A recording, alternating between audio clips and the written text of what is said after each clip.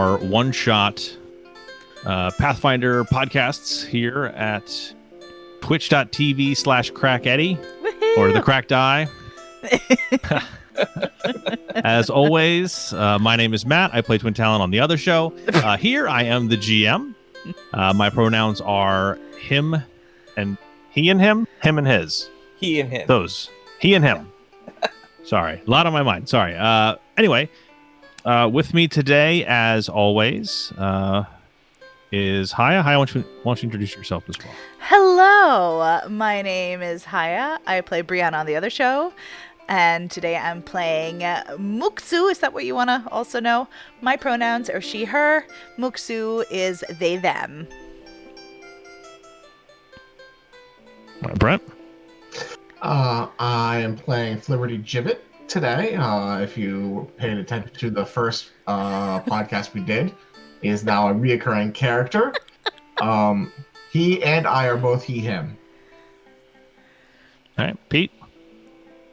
I'll go next. I'm Pete. I'll be playing Neelit Bathergate. And same thing, he and I are both he, him.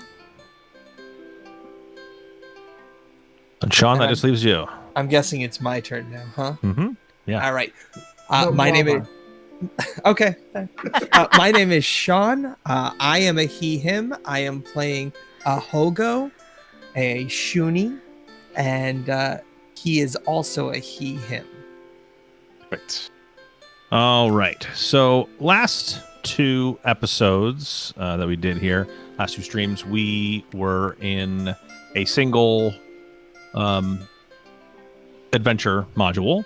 And we have finally, after two streams, after 8-ish hours, we finished that 4-hour module. So we are now moving on to another one. Once again, you'll be playing members of the Pathfinder Society. Okay. Who have been called upon to do a thing. And I thing? fully what's that? What's it doesn't the matter. thing? Don't worry about it. Not worried.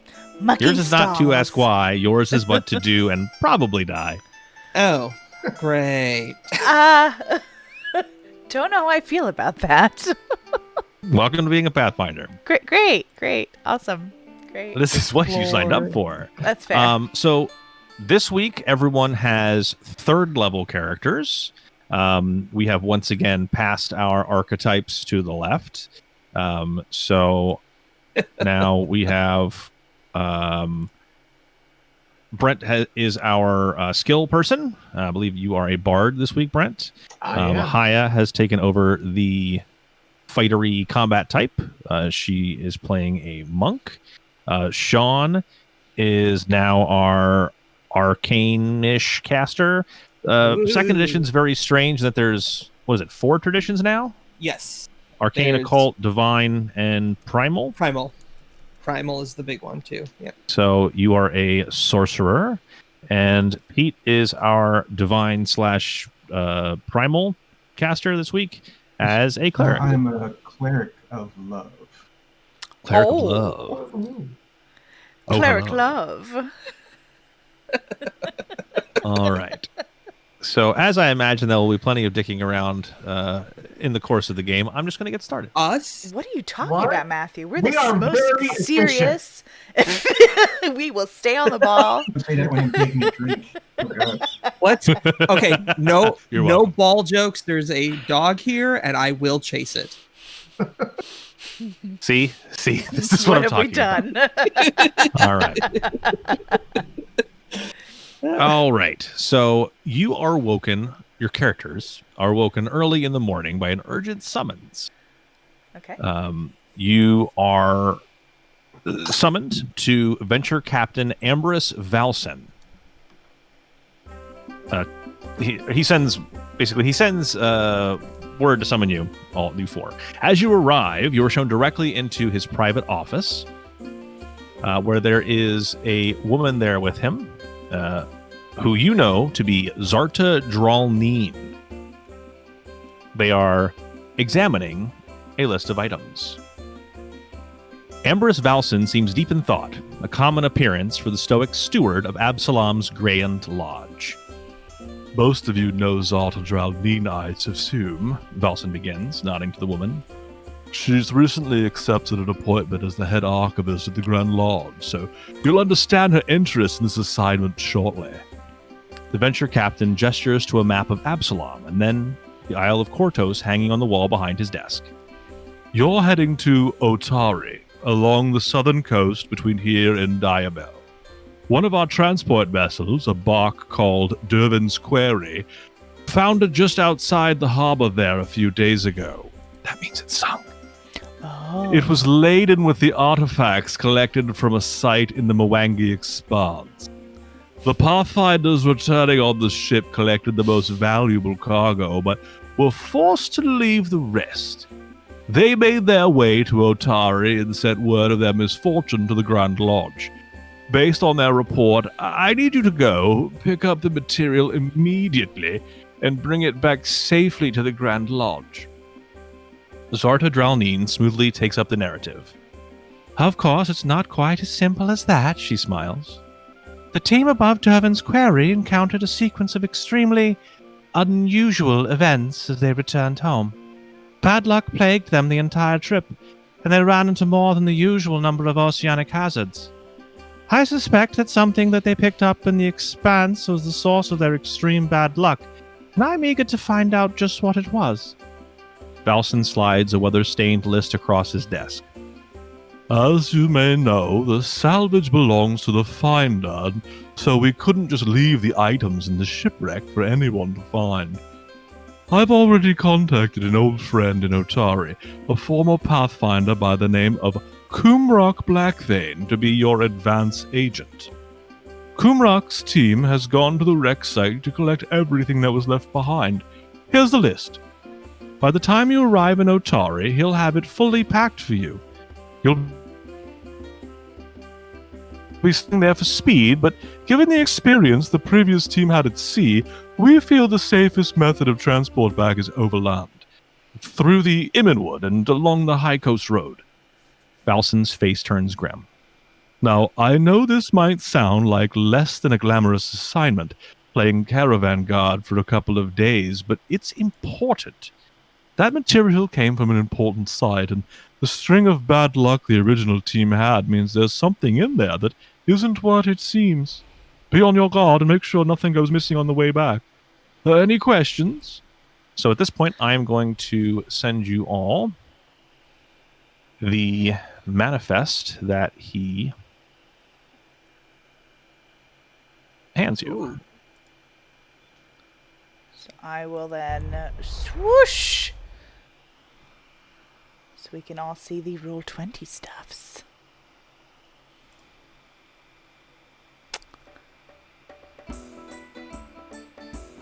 Over the manifest, is there anything that any of our knowledges, like arcane or anything of that sort, pick up that could have been the cause?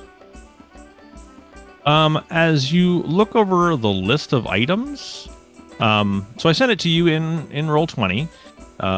Ivory carving of a lightning bolt, reed mat with colored portrait, wooden chest containing pottery shards and shelf fragments, a carved ebony box with a wax seal, inlaid silver and turquoise necklace with scales and teeth ornamentation, carved stone statues, 6 of them, chest containing 4 carved wooden masks, etc., etc. You can read it there on the page.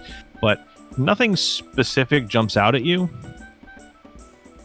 as to what might have been the cause of the bad luck on the way back.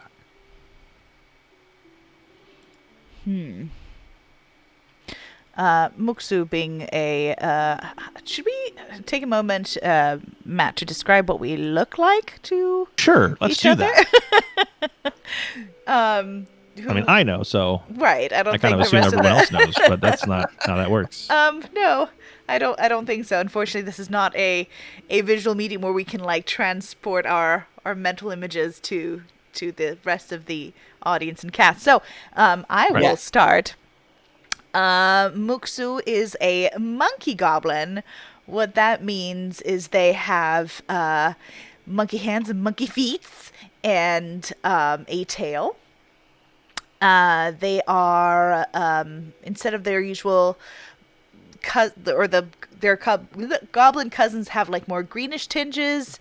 They have more of a bluish sort of tinge. They have their brown hair kind of pulled up into a what's it called in English? A kiki. It's like a top knot, but like I guess a ponytail, but like everything kind of sticks up. The most, I guess, unusual part of them, other than being a monkey goblin, is that at the end of their tail they have a glove, and once in a while you'll see them kind of flick it back and forth, so the glove is like lazily doing, weird hand gestures. So yeah, that's Muksu for you. All right, Brent, so what's Flibberty look like? It depends on when you catch him. Right now, he looks fairly standard, but when he gets ready for his performance, he definitely puts on his full clown makeup. He has a full jester outfit with like the hat with the little bells, big and colorful, and then he tells all the dirty limericks and stuff like that. Great. For Neelet, he's younger, probably looks in his early to late 20s. Fairly handsome, dark hair, dark eyes. His gear largely is stylized. Present some of his faith, like his shield has like a sort of heart with a crown and sort of fleur-de-lis type around it. His weapon, in fact, the mace that he uses has the heart with the visuals aside it, so that when he hits someone with it, it stamps the heart. Wow! But he's a little bit more soft-spoken than some of the other characters that I've used before. Ahogo stands at a mighty 3 feet tall. With gold fur and a smushed face, so he kind of looks like a weird mix between a pug and a golden retriever. Meep. And you hear him breathing the entire time. Oh, this could be great. Brachiocephalic. Yep. Slight drools dripping from his mouth, which is never closed completely, and a bright pink tongue is lolled to the side, and one eye is looking directly where it needs to be, and the other one slowly drifts to the left. I love him. And it looks like you're being squeezed by the neck and your eyes are almost bulging out of your head. Yeah. Oh, absolutely. Okay, cool. Wait. Does the drifting eye change? No, not at all. Okay. Just kind of like. But sometimes you do have to like push them back in because he can't quite. They like bulge a little too much. Oh, bless. Gross. He has a short, stumpy tail that he cannot control. So sometimes it just starts to wag when the words walk, play, park, or a spherical item is tossed around. Which we cannot mention here for safety reasons. Correct. Can I just, before we continue, I'm so sorry, Peach. It seems like you're going to be like our anchor here because the rest of us have just gone off the deep end. I was told I could play anything and I found shoes. I don't think you understand how all this ties back to really just the hearth and the heart of the home, because really love permeates all of the gods, all of you. And yeah, you don't worry, this is going to be just fine. I agree wholeheartedly. Just because he begins humping the desk, again, it's just an expression of love. Okay. So are there any questions you want to ask these two people, Amberus and Zarta, who are here and are giving you a mission to go do a thing before you get on a boat?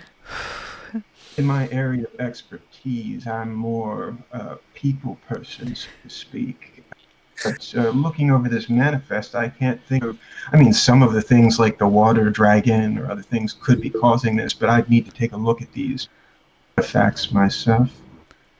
Did they say why or how the boat sank? Did I just miss that? Or They did not.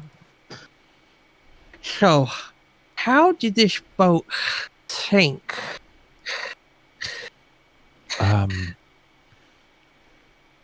So, from the time that they left the Mwangi Expanse, they had unfavorable winds, constant storms, the hull covered in barnacles repeatedly. The ship was struck by lightning repeatedly. Clots of seaweed that blocked passage. The crew also had to make several detours to avoid sea creatures of unusual size. But the team now has the dubious distinction of providing the first confirmed sighting of a kraken this close to Absalom in only 2 decades. Oh, good lord. But yes, just the general bad luck upon their way. Eventually sank the boat, but it was very close to Otari, so that's good, I guess.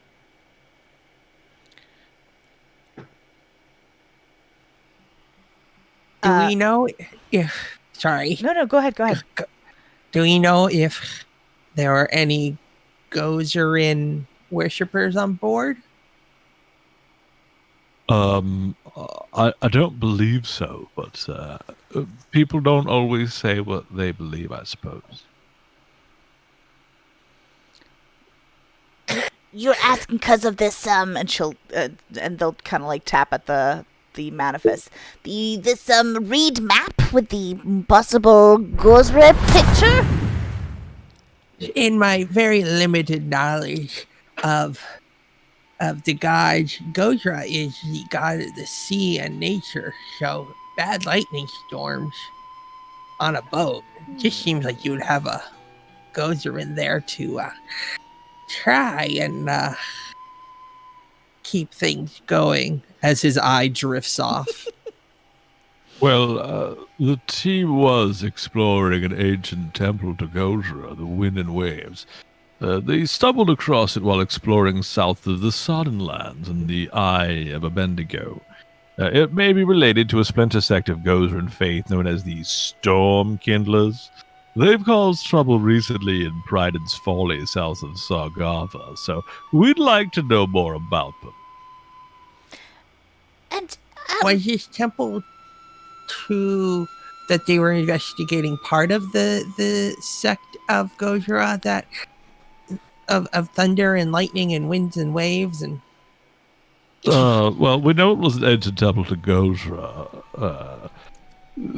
The temple may be related to a splinter sect known as the Stormkindlers, but we don't know for sure. That's one of the reasons we were looking for the artifacts.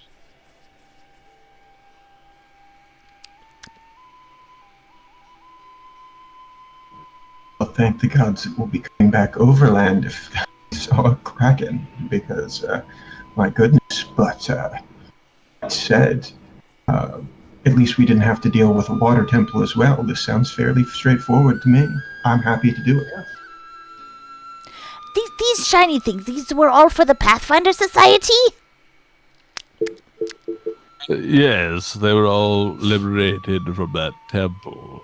I mean, it's possible that some of the items taken from the site may have some residual power that's attracting these natural forces.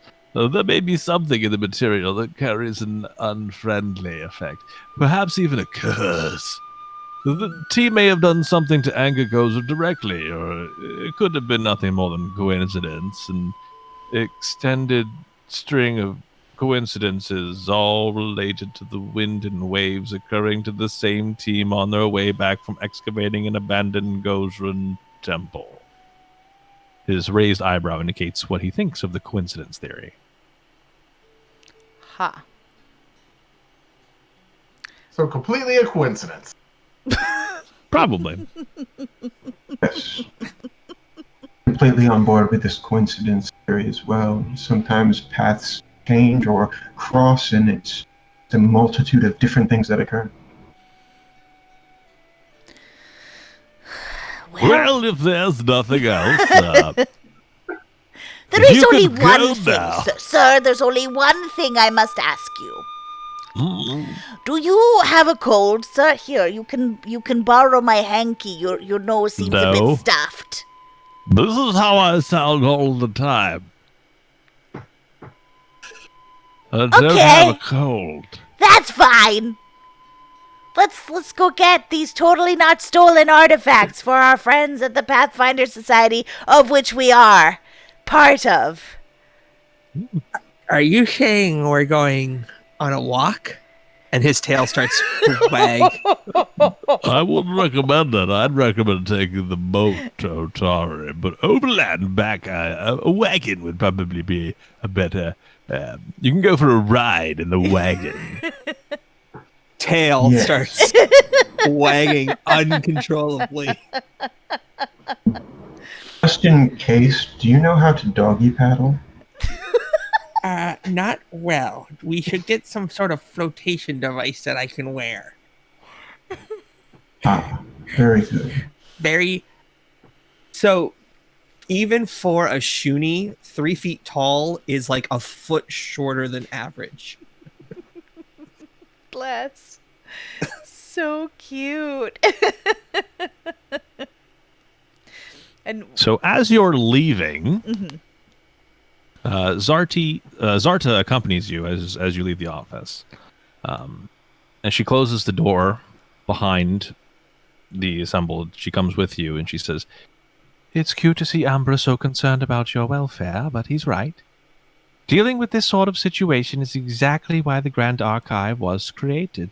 We have to retrieve whatever's caused this bad luck so it can be studied and understood. Now, normally, Gorm Greathammer would be the one to discuss this with you, but he is rather preoccupied with... Well, he's not able to be here himself. Just make sure you come back with everything from the wreck. We don't yet know if it's a single item or some combination of items. That is the cause. Even if the cause is a single item, the context provided by the other relics, and especially the charts and notes collected by the team, are vital to our understanding of this phenomenon. Make sure everything is brought back here intact." Can I roll a Oh, sense motive reach on my- her? That would be a perception. Okay, because there's something kind of slimy said- about her. I don't know why. Slimy's not here today. Oh, sorry. No, Oh, different poop. area. Hold on. I rolled... Swoosh! I rolled a 9 for a total of 11. Yeah, that's actually in the bottom right, right? Yes, but look, my die is right there. It's purple. It's so pretty. So you got a 6. No, 5's 11. Mhm. it's totally a 9. No. You just suspect that she's part of the Grand Lodge and the Grand Archive faction specifically, and Gorm Greathammer, who you all met previously, is the head of that faction. Or I should say the players have met them. It's possible the characters have met him. But no, it seems like she's very straightforward. They don't know what's causing they're convinced it's something they brought back that is causing whatever is going on. They don't know if it's a number of items working in concert or if it's one item, but the goal is to get everything back so that they can study them and determine, even if it's only one item, like the other items might give it context as to what it was used for or why it's doing whatever it's doing. So that doesn't seem out of the ordinary. Okay. She did say it was cute that he was concerned for our safety, though, right? Yes, that's what she said. Okay. Just filing that away in my tiny goblin brain. It's fine. Well, if it matches a I'll goblin reach out head. for her hand. And she accepts my hand, almost like in a handshake type manner. My other hand over top of it in a familiar manner, and I'll just come in and I will say, "My dear, now this is a grave task that we're undertaking here. you can tell us what Gorm is up to. Roll to this proclamation. I wouldn't know what you mean, dear. We don't know what it is that to be concerned of. But it's something in that wagon you're going to be bringing back, so be careful. But mostly get the things back here, but also, I guess, be careful. Well,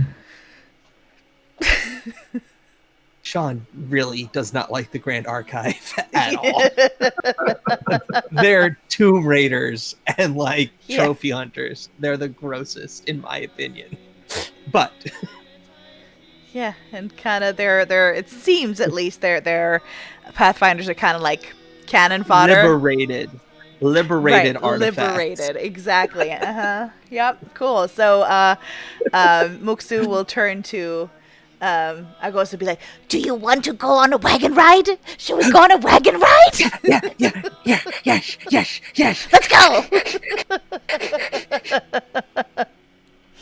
shall we? All right. So you make your way to the boat, because that's where you're supposed to be going. Oh. I just want to point out there's nothing worse than the smell of wet dog. And we're on a boat. Stay out of the water. Yeah, you don't. There's have to spray. be on the boat. The ocean spray. Fair. So we're off to the boat, Matt. Sorry to keep interrupting. Yes. Wait, do we So have to get if you floaties? look, what's that? Do we need to get floaties for anybody? I don't think so. But if you look in your journals, each of you Ooh. should now have up to 3 pieces, maybe more, of lore about the Imminwood, about Gozra, and about Otari.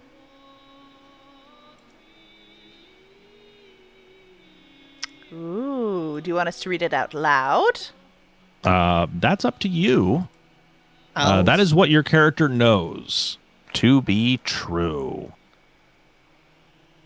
So while you're on the boat, the journey to Otari takes the better part of the day, in part to the rough seas and strong winds blowing in toward the shore. Everyone needs to make a fortitude save. Oh boy. Ooh. It's going to be great. 17. Oh. Well, it wasn't at 20. Looks like it bounced off of it, but okay, good. Yes. All right, so it looks like Muksu got a 17. They are fine. Kneel it. He's just riding the waves like a champ. Is it Ogo or Ahogo? Ahogo. Ahogo? You do not feel well. Oh, no. This wouldn't be a inhaled threat, right? No, this is Okay. it is a rough seas, and you do not feel well. So Ahogo spends a lot of his voyage puking over the side or dry heaving over the side after a while. I can't everyone quite else, find my balance. yeah, in everyone a else is car. okay. Yeah, everyone else is okay. I don't He's feel. not doing it. I don't feel so.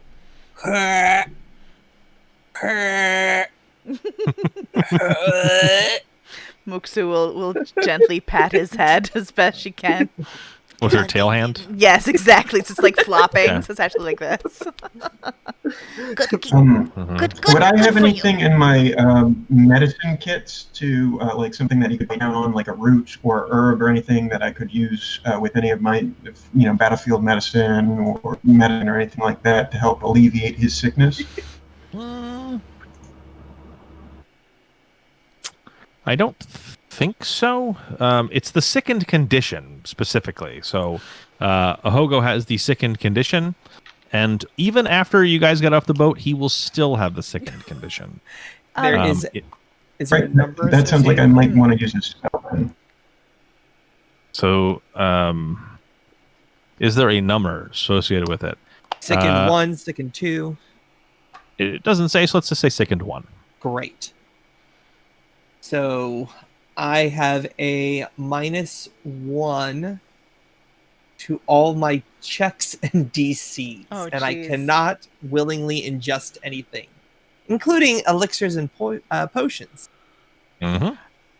Is there a way to get rid of that? Like, is that one of those that if you vomit, you feel better, or? I'm guessing this is a more severe version that I can't Okay. just like get it out. Correct. Okay. Correct. It's not. It It's not like doesn't look- the original one. Okay. Yeah, restoration does not look like it'll fix it either, because it's only clumsy, enfeebled, or stupefied, I think. Right. Yeah. Correct. Yikes. Or if it's a toxin, you or produce a something like- toxin. But this is just his stomach is all topsy turvy. Big Or a pump. yikes. Yeah. Okay. Okay. So as you guys, this group gets on the boat, and Absalom travels along the coast to the west. And as you're pulling into Otari, I mean, you guys can say anything that you know about Otari. Did want I wanted to bring up that there's a group that controls Atari by the name of the Aspis Consortium. They have no love for the Pathfinder Society, and if they were to learn that we were with the Society, then we may have problems. So we're not part of the society. Is what you're saying. Wink. We're independent operators while we're here, yes. Okay. While we're there, we should get some trees. What? We'll need them for later. Trees? Yeah, one per person. We all need one tree. Oh, you mean to hide behind? Or to climb? I mean, smaller, because we're going to bring them with us on the wagon. We're going to need them later.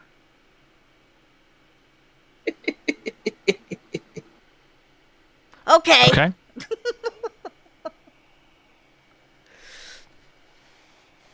Okay. Anything else anybody knows or wants to talk about? So, for the benefit of our audience, I'm going to read the handouts he gave us, okay? Okay. So this is what we have received. The Imminwood's lumber helped make Absalom a major power in its early years. The central forest area around Otari is dense and overgrown, with even the paths covered by the intertwined canopy branches. Did I read that correctly? I don't feel like I did. You did. Okay. 'Cause that's as far as I know. Okay. The forest often shelters bandits and those who choose to hide from civilization. So I will say, not everybody got that piece of knowledge. That's as far as I know, or as Ahogo knows. Does anyone else want to reveal something they might know about the Imminwood? The issue is that also the logging has created circumstances where many animals have died and their ghosts haunt the area. No love for the living. That's why we need the trees.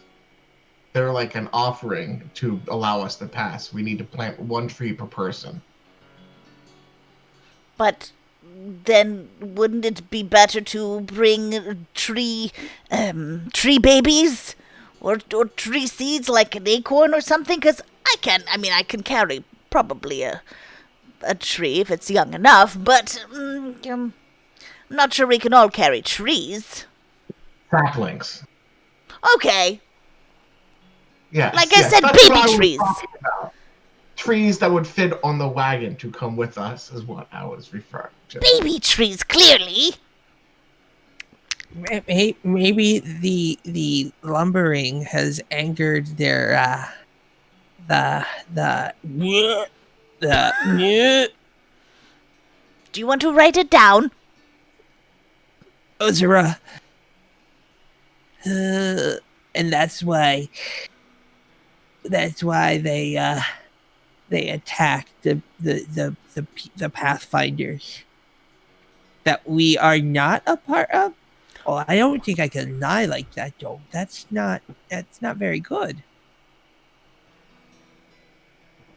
order for us to succeed at our task, we must accept that these individuals would not be willing to work with the Pathfinder Society, and so, in turn, we must not deceive, but perhaps not make them aware of who we work for. Because really, in the end, we're all working for ourselves, aren't we?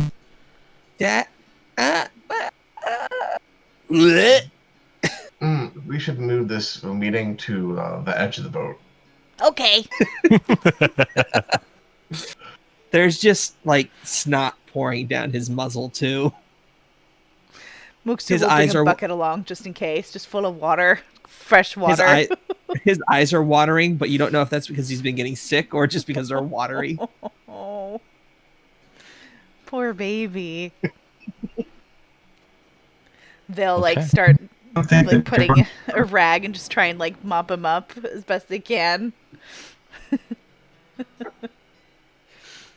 Gazra wouldn't have responded to deforestations either. Gazra is a god of wind and waves. I don't think that they would give any care regarding what happens here unless a temple was despoiled.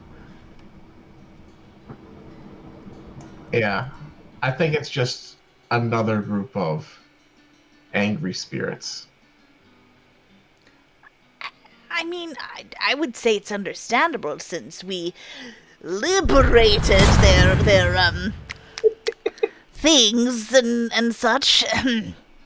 Well, these things happen whether or not you're coming through with liberated items or not. These things just happen in the Imminwood. If you go through without making a tribute, you get attacked by ghosts. Oh. It doesn't Okay. matter who you are. Okay. So we'll be sure to get stuff. Saplings, baby trees. Yes. And the plan is set. Get some baby trees, plant them in the forest. And don't tell anyone you're from the Pathfinder Society. Wink. All right. I put my I'm from the Pathfinder Society flag away. Okay. I All right. So as the ship docks, you are met at the dock by a red-nosed dwarf who's wearing a suit of full plate, which looks like it's been modified and integrated with mechanical diving suit. And I am sending him to your journals now. Ooh. Ooh, fancy. I don't think he currently has that octopus on his leg, but Maybe. I don't know. Maybe he does. Maybe it's his pet. Oh, Meep. That is so cool. What an awesome design. So as you get off the boat, he's there waiting for you. He says, "Oh, you must be from the Pathfinder Society. Come with me." And he leads you into the city of Otari. What? How did he know? He leads you to a tavern called the Thirsty Alpaca. And after you all sit down and he orders around as soon as you get in. And as you all sit down to drink and discuss, he's introduced himself as Kumrak Blackthane, who is the person you were told you were going to meet in Otari. Kumrak swirls the dregs of a mug of beer as he tells his tale. When Ambrose called me, I got a few friends and went right out to the wreck. We gathered everything we could find. The storm's already dashed the hulk against the rocks and broken her open, but most of the crates were washed ashore. I dove in to make sure she wasn't leaking any cargo, but the waves were rough and things were moving down there that weren't just the water and fishies. He frowns as he recalls the night's efforts. The sky opened up as soon as we started packing. The horses were mad with the lightning and the wind. It took all night and part of the morning to collect everything, and we nearly lost the wagon to a big wave that came crashing onto the shore from out of nowhere. The storm followed us all the way back to town. So something else, As we got to the town gate, we saw something that looked like snakish and breaking the waves out in the harbor.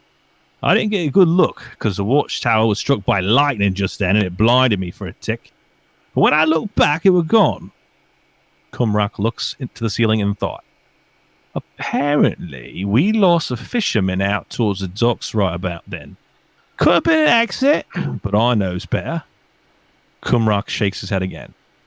Might be time for me to do a little diving out there, clean things out, you know? Well, the wagon's all packed and ready to go by a stable. It's easy enough to drive. You can hire a teamster if you prefer. Good luck. I'll be glad to see that wagon roll out of town, truth be told. Is there anywhere in town where we could buy some saplings or something like that? And gives you a weird look. I suppose. There's a treery out by the lumberyard. It's like you bought trees, little trees. A treery, and they'll write it down because they've not Like a heard forest treery. I don't do much with foresting, but mostly I deal with the ocean. I did. Yeah, I must say, you are a dwarf, are you not? But your accent, I can't place it. It doesn't quite sound very dwarven to me. Well, it's kind of racist to think we all sound the same. My apologies, I'm still learning. The adventurer says that he speaks somewhere between a South Absalom brogue and a sailor's worldly clip. So I interpreted that as what I did. So suck at people who didn't appreciate that. I didn't say didn't appreciate it. I was just going from a different bit that we've been doing for a while now. Okay. Matt, you got to remember the bits. Oh, I remember. I remember what a dwarven accent sounds like.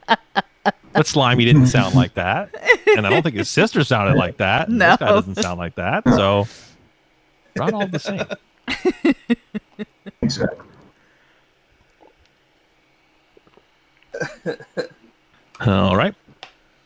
Trying to think of anything I'd like to ask you, but it seems to all add up to the same thing. Would like to look at the cargo. Well, it's all packed up, but you're welcome to unpack it and then repack it for your trip. Or you can put it on your shoulders, carry one piece at a time. But I feel like that'd be a long journey back and forth. Well, We'll likely repack the cargo once we're finished, but I would like to look over the pieces just in case. All right. Sounds like a good idea. Yeah. Yep. Ahago, you still do not feel well. No. You even in this bar, which you swear is still rocking. it's doing this motion. It's like, just like he's at this table, just kind of rocking back and forth like he's still on a boat. And yeah, it does not I've feel had well. seasickness. It is not fun. Yeah. I'll go hold your ears. It'll help steady you. He grabs his ears up above his head. Is it helping? What? Okay, I tried. Kumrak. Do you have anything that would help our companion with his seasickness? He Just, can't you know, stop vomiting. about 100 years of working on the sea. That's what I recommend. Do you have a faster solution? Maybe some puppy Dramamine. It'll pass. So has my lunch and dinner and breakfast. And Ha! second He claps you breakfast. on the back. all over his shoes. Oh boy. All Well, nothing for that. But being in the water, right? Wash that right off. It looks like you got it right on the octopus. All right. Well, if you're going to be, if you don't need nothing else, the wagon's at by stables. Back around this place here. Was this a thirsty llama? Is that what I called it? Yeah, thirsty alpaca. Well, I'll back you to thirsty alpaca, which is where we are now. And good luck. Let's go. Well, we should look at the cargo first. That's what we had decided to do, right? Yes. Might as well. Okay. All right. So you go out back. The wagon is in the stable. It's got two decent-looking horses hooked up to it. It is made of wood with a canvas cover over the cargo compartment, and there's room in the front for two creatures to sit, one of whom would be the driver. Right. So when you're traveling through the Emon Wood to Absalom, one person can drive, another one can ride along, and then two people would need to ambulate on the side or the front or the back somehow. We couldn't fit in the wagon with the cargo. No. I will look I over guess the you cargo could. with Detect Magic when I have the opportunity. Perfect. All right. So the way Detect Magic works, it's a 30-foot emanation. You can avoid things that you know are magical. As you unpack the items, you detect magic from, let me look up my list here to help you out with numbers. So you detect magic from number, wait, is that right? Number 3, the wooden chest containing pottery shards and shell fragments. You detect magic coming from inside of the ebony box, but it is still sealed. You detect magic coming from item 12, which is the bronze medallion of the sun on a beaded necklace. You detect magic coming from item 13, which is 27 scroll cases sealed and 18 scroll cases damaged. You detect magic coming from item 20, which is the wooden buckler covered in reptile scale.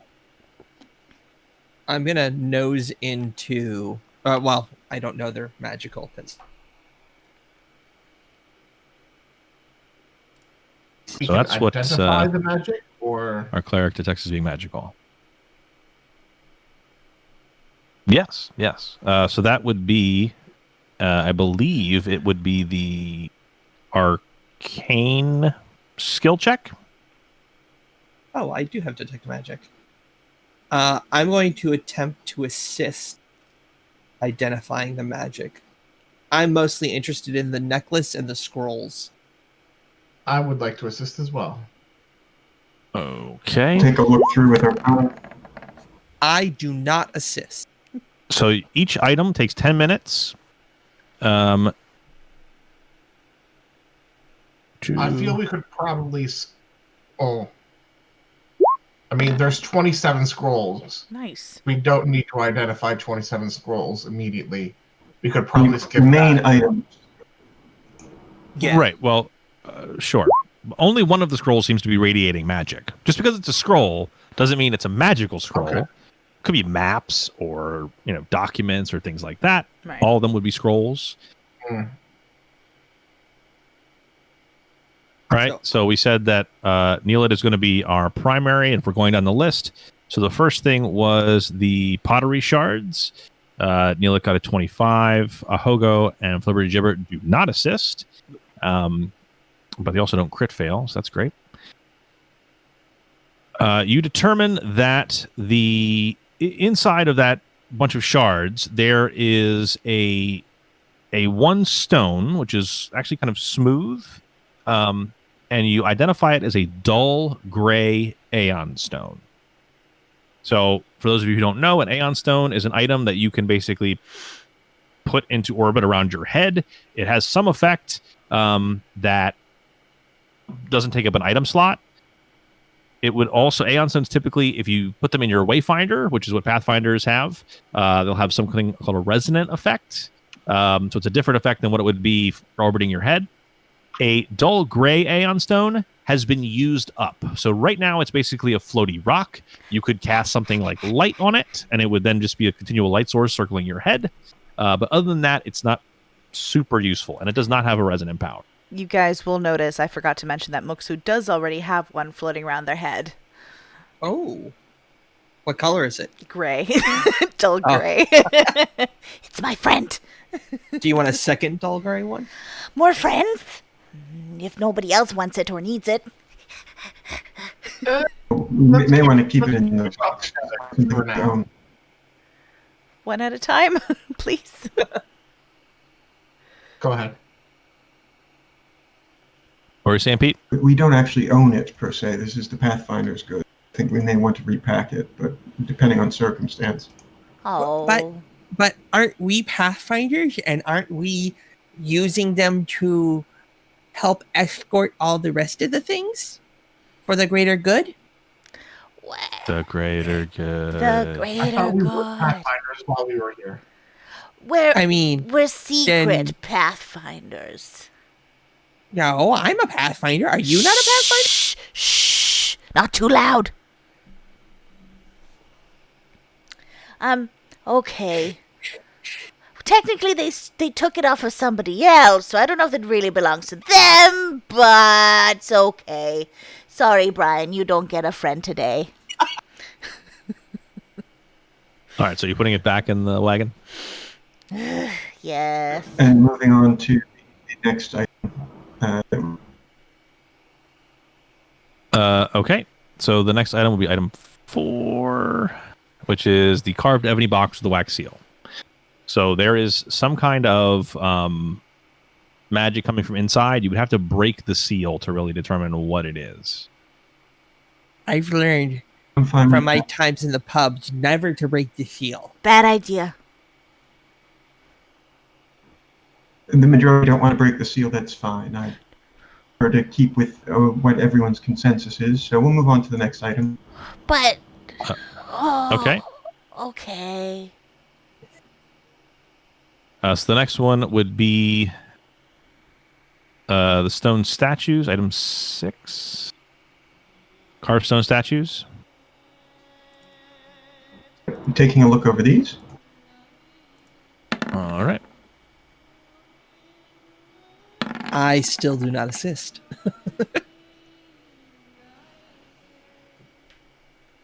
We're aiming for a 20 to assist, correct? Yeah. Correct. Yes. If you don't get a 20, you do not assist. So I have a 14. And I'm going to say that if you crit fail, like you get less than a 10, you actually detract from whatever they're doing. Yikes. Yeah. Thanks, Yeah. Liberty. I'm so useful. I just keep So- moving my fingers away. Try to juggle it from one point. Just juggling the statues. You're like, I don't think that's a good idea. That's But probably still, not with the wise. 22, he overcomes the interference from our bardic clown. You're not really sure what these are. You think that it would probably take extensive study to figure them out, but they each radiate a faint abjuration aura. Abjuration being protective magic, typically. Okay. And they're 150 pounds each, so it's not like we can pass these out to the individual. They'd have to. Okay. Yeah. Cool deal. Next up. Next up would be the medallion, item number 12. Bronze medallion of the sun on a beaded necklace. That's a 9. I hinder. That's a 10. -1 from sickened. Oh, that's right. Oh, jeez. So I got a Neil 2. Neelit doesn't do well. Flipperty super assists, giving Neelit basically a 9. It cancels out Ahogo's Okay, good. thing. So you're not sure what this is. You detect that the medallion is I magical, puke on but it. yeah, but you're just distracted. Right? So the next thing would be the scroll. What number is that? It would be one of the 27 scrolls, number 13. Of number 13. Thank you. Mhm. The box is damaged. I assist. Hooray! I don't detract. Great. So with a 25, you determine that one of the scrolls is a scroll of Wall of Wind.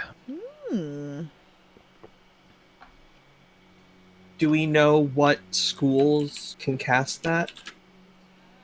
Um, Arcane and Primal. yes, Arcane and Primal.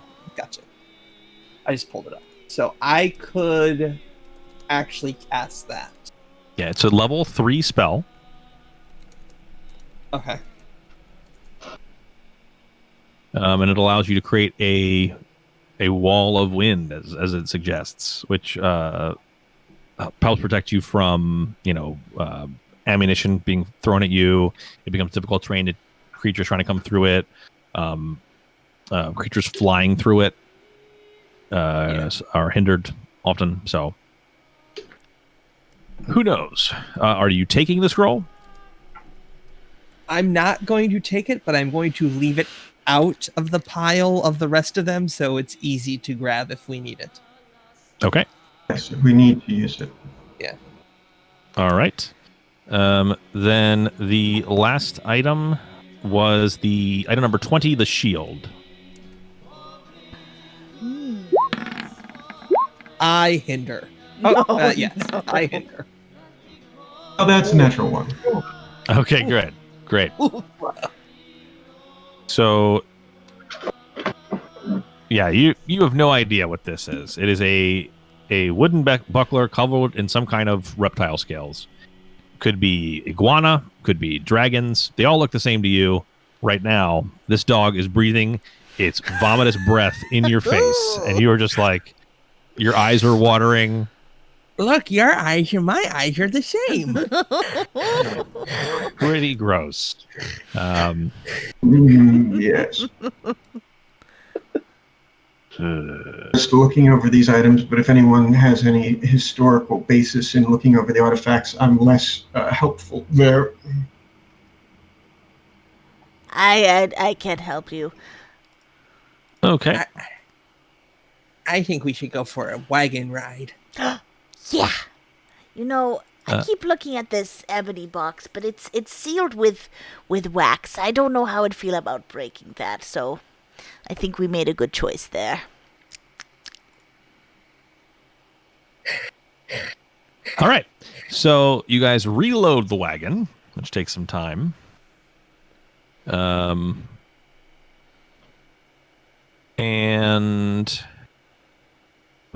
Okay, so you can go and you can get some saplings if you like. They are 1 silver a piece, and they will fit snugly in the back of the wagon. The wagon has like doors on the back. Okay. So to access things that are in the wagon, you have to open the doors and then like step up into it. There's enough place to like stand and root around through stuff. I was thinking like covered wagon, like Oregon Trail. It is, but for whatever reason, the module calls out that's the way you get things in the wagon.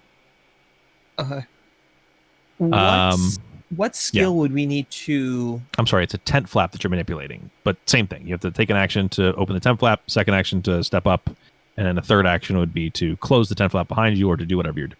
Sorry, Sean, what were you saying? What action would be to what? To drive it. So driving the wagon uses the nature skill. Okay. Uses the command animal action. Okay. I'm pretty decent at nature. It's not my best thing, but I'm not terrible at it. So I will drive the wagon unless anyone else wants to. You're not feeling well. Are you just going to keep puking over those poor animals? Can you even see straight? I'll drive. I'll drive. Oh, okay. Just I'm gonna sit next to the goblin. Very well. Hold on to your hats. Okay. I don't have a hat. Then goodbye. No. Okay. So does anyone want to, talk to anybody, gather information or anything before you leave, or are you ready to go? Oh, you know what? I would like to talk to people in the town, try and gather some information about the other group that violently opposes the Pathfinder Society, the Aspis Consortium. That's the name. Okay. Just to see if there's been recent activity or anything like that. Okay, so give me a diplomacy check for your gather info with your -1 from your sickness. Am I getting down with the sickness? 20. 20. Yeah, 20. Okay. Does anyone else want to gather info while you're in town? As I will, only regarding odd happenings that have been occurring throughout the city in relation to the artifact, anything of that sort. Okay. Muksu is making friends with the horses. Nice. Okay. I would like to gather information about the path on the journey home, just to make sure there's nothing changed or things we should know about that we weren't told about before. Okay.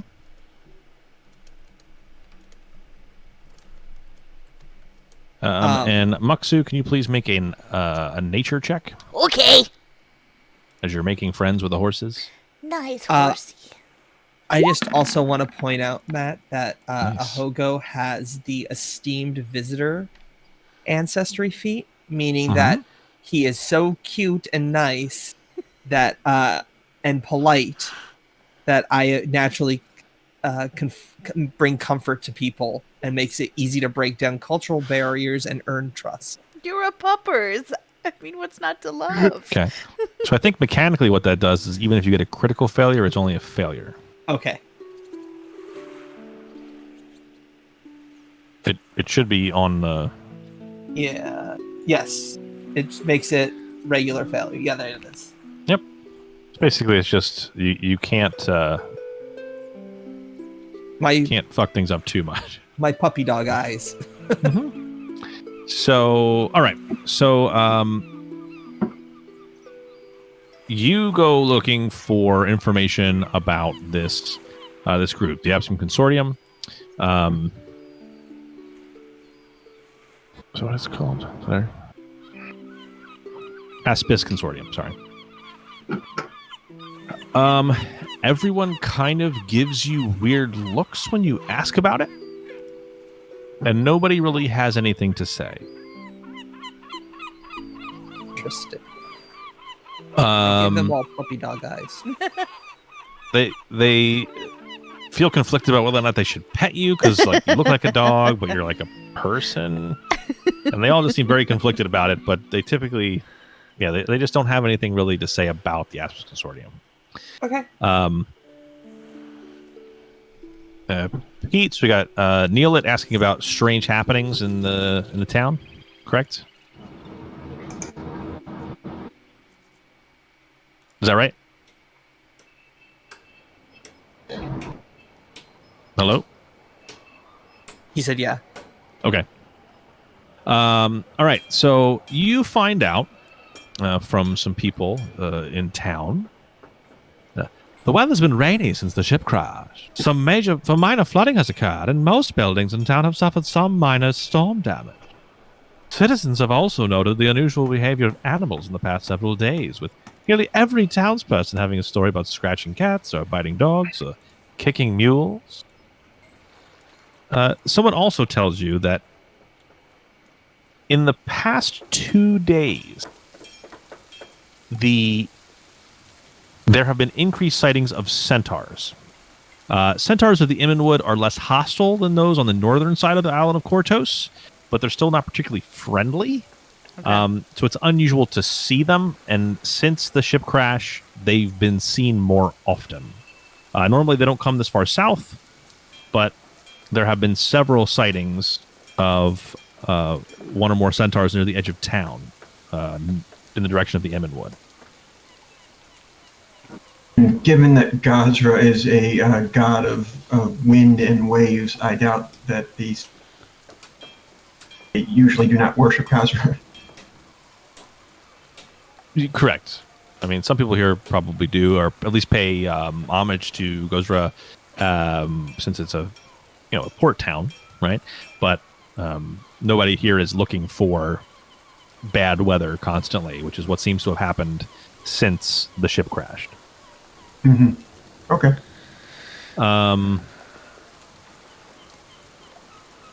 All right. So next we have Flibberty Gibbet. You were asking about the Immonwood, things in the path you should be wary of. You just kind of get a general, like the sense that the woods are dangerous. Someone mentioned that there are centaurs in the woods. they typically leave people alone, but if something comes up where you have to interact with them, they're not going to be friendly to you.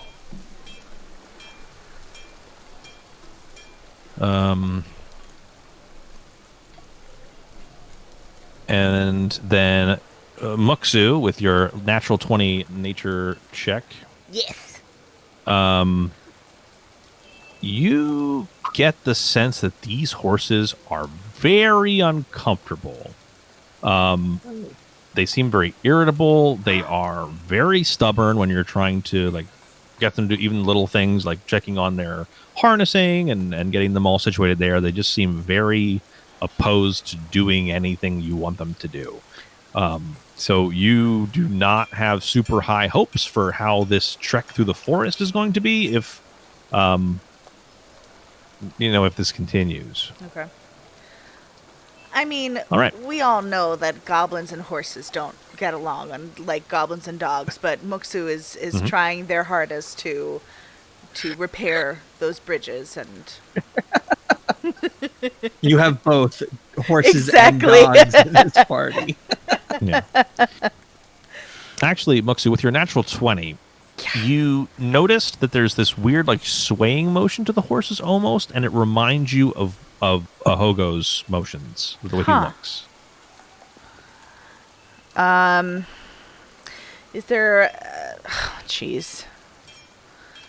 Let me quickly check. There isn't any more to learn at this point. Okay. Up to this point, it's conjecture and what you might pull out of that yourself, but there is no more. That's the information you get. So as you all return and you are preparing to leave, the weather begins to worsen. The rain coming down, the wind increasing. And everyone can make a perception check.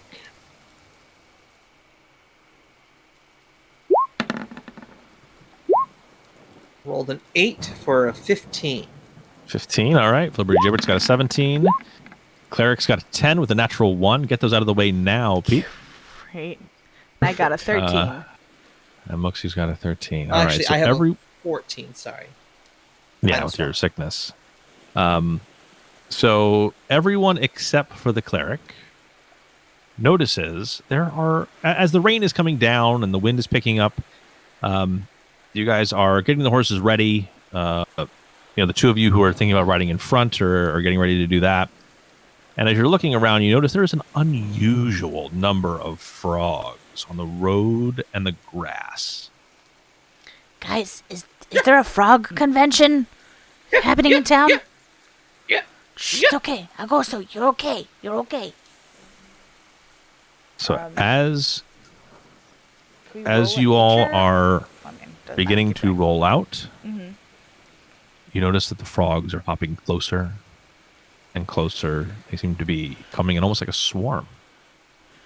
And they begin to hop up on the wagon. And as they do, they just kind of stick to it. Little sticky feet. And we'll figure it out what happens after we take a break. Because we're right after the 1 hour mark. Ha-ha! Cliffhangers, right? You're going to practice this shit. So let's give it a 10-minute break. We'll say a little bit less. Let's say 2:15. Does that work for everybody to be back? It's good to me. Sounds good. Okay. So I believe, Haya, you've taken first watch, as it were. That's right. To hang out with our listeners or watchers here. So 6-minute break. We're getting closer. 2:15. I'll see everybody back. All right. See you in a bit. Swoosh. You guys are stuck with me. So let me quickly catch up and chat, because I feel like while we're, focusing, and on the meantime, I'm also running music and behind the scenes stuff as well. I don't really get to chat with you guys as terribly much. And yes, it's often me on the Cracked Eye account typing to you guys. Let me do some scrolling up. First and foremost, I do believe we got 2 new lovely followers, both penguins. One is my stream son, Snowy Death Penguin. It's so good to see you. And we also got the lovely Sneaky Penguin. Welcome on in, love. Thank you, Versari, for subscribing at tier 1. Woohoo! You guys are awesome. And lovely Mooney as well. Thank you so much for the bits. How are you guys doing today? Let me see. We've got Queen Sugarplum Fairy. We've got the Penguins. Escapist is doing the modding. Versari Girl. Heck yeah. Thanks so much, guys. Let's see. This is so amazing. Love all the voices. Hey, Felix. Good to see you. I'm so glad you're enjoying the voices. Stream Daddy sounds like a radio announcer. What is he especially doing this voice? Right. Yes. I'm just watching everybody's facial reactions and it's gold. Thank you. We're definitely having a blast over here. Hey, Morph. Good to see you. I always love that Morph comes into chat with like the little squid arm. I love it. Perfect entertainment. I'm just jealous I can't play. I'm sorry. We should definitely do some one-shots once in a while. It'd be so nice. A Druid's Life for me. Good to see you. How are you doing, honeys? So good to have you here. Same here. Oh my gosh, put him in a bubble. Oh, hang air freshener around his neck. That would be good. Some puppy Dramamine, absolutely. I can imagine the dog in the back of the truck sliding back and forth. Oh, poor darling. My Ratkin shaman appears with their acupuncture set going, healing time, yes? Yes, absolutely. Half-orc shaman there to back up for sorry. You can see you guys like... just poofing into the background, be like, yes, we're here to heal. I have a feeling whatever both Agoso and these poor horses are going through is more magical in nature. They did mention something about a curse, so definitely not fun. And I'm hoping we can break said curse for our friends super soon. Let's see. Agoso's chunk when he's confessing to the Fratellis. Yes, you're right. I love it. Oh man, he's steampunky. Heck yeah. Fancy stuff. Hope you're having fun. Thank you so much, Mooney. You are so wonderful. So many shiny valves to twist. Yes, I definitely did have to like sit on my hands a couple times as Muksu for sure. They're a lot of fun to play. Let's see. Lamau, thirsty llama, thirsty alpaca. Yeah, I'll have to ask, or you guys will have to ask. Excuse me, Stream Daddy, how he came up with the names, whether it's in the adventure path or he just made it up. He probably made it up. Wait, what? Alisimi is here. Hello. I'm here and ready to nerd. Heck yeah. I don't know why I'm choking. Goodness. Pictures of well-groomed female dogs, perhaps? Wait, what? I feel like I missed something. Floaty Rock. Yes, I definitely wanted to give Brian a friend. Maybe later I'll sneak in and grab the Floaty Rock. Muksu can cast Wall of Wind out of their butt. So I really did want to make that joke on air, and I feel like poor Matt's just trying to keep us on track, and we're just like, we're a hot mess. It's fine. Scrolling. Such a Futor name. So if you were here in the first episode, I believe Matt said something about a clown called Flibberty Gibbet as a false information thing, and Futor's character just lapped it up. So Futor is just like, you know what? I'm gonna bring that character now. He is part of the Pathfinder Society. This is who I'm playing. Done. So working on my new game I'll be running. Ooh, what system are you playing, Versari? It's that time of the month that I feel Oh, Queen Sugarplum Fairy, I'm so sorry, sweets. I think we're syncing because I'm also kind of in the storm of things. So I'm with you. Hydrate more. Yes, I definitely do need hydrating, especially the voice I chose for Muksu it's kind of gravelly, and I'm trying very hard not to let it dip into too much of a throat area, so it kind of hurts the chords, but it's proving a bit difficult for sure. Vampire the Masquerade 20th. Ooh, I've only ever played the LARP, so I would love to see it as a So we're also running Sirenscape, which is incredible, but sometimes the microtones that this bard uses kind of like trips my ears. Sorry, music nerd. It's fine. Because I have plots. You're running it? Oh my gosh, who are your players? What is happening? Tell us all. Without giving too much away, of course. Oh boy. This is so fun, Charmy. I'm loving your voice though. Oh, thanks. Any fun tricks in mind with your tail? Well, I've already been petting Agoso with a tail. Excuse me. I don't have anything in mind more than just like whapping people with it, but we haven't gotten to combat yet, so let's see what happens for sure. So I'm seeing that our cast is officially back. They're taking sips. Can I get thumbs up when everybody's officially ready? Oh, hold on, let me unmute myself for a hot minute so they can actually hear me and not the what's it. So cast, can I get thumbs up once you guys are officially ready to go, or do you need more time for me to go ahead? I think we're good except for Sean. Okay. Then I'll keep stalling. Something. Maybe. Hello? Okay, it's being dumb. So just give me a thumbs up. Hold on. I mean, like, unless you like. Okay, never mind. So you guys give me thumbs up when you're ready. Well, I'm making it still no players, alas. I know I have one person who's interested, but otherwise, well. Well, you should definitely put it in the cottage. I'm sure somebody will absolutely love to pop in and join for sure. I also love your wink. Over-exaggerated wink. What programs are you using for the digital stuff? In terms of like the rolling stuff, we are using Roll20. Okay.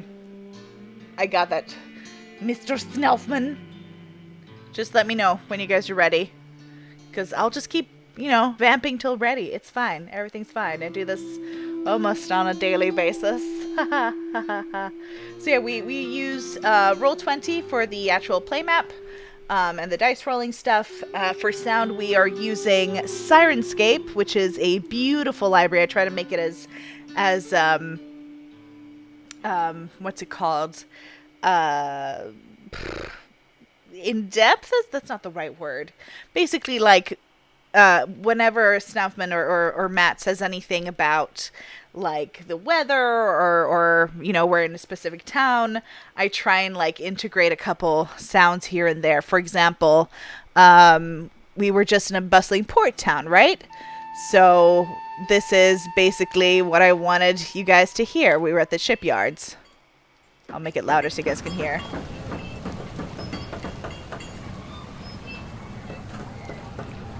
Isn't that awesome?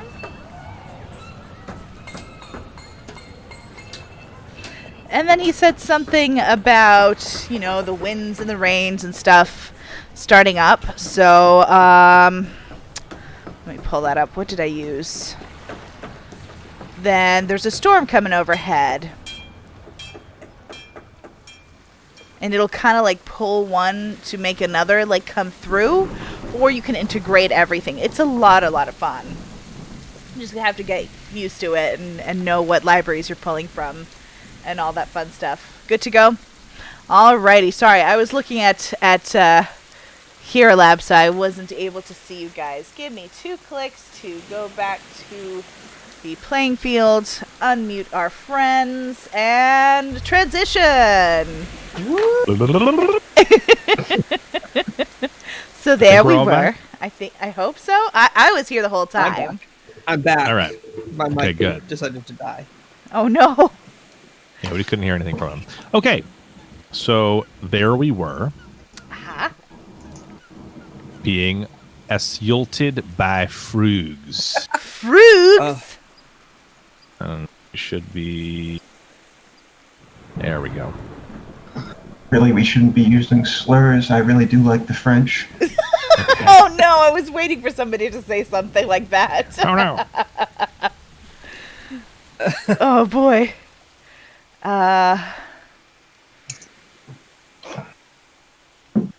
All right. So let's not take any more time than necessary to get into this section of the episode.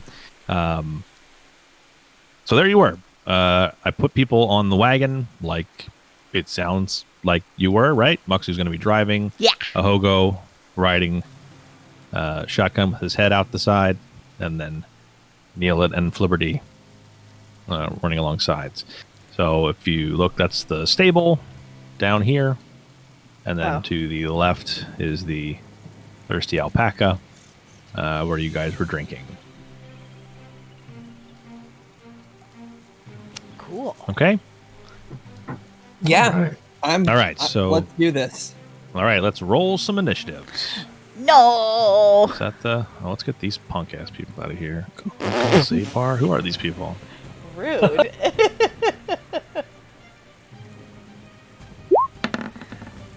23. Look Nice. at you. I'm fast, guys. I'm super fast. You like to go fast? Yeah. Zoom zoom. Thanks, Sonic.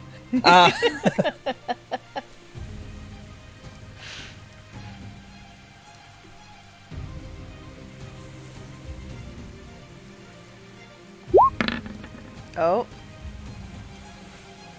Okay.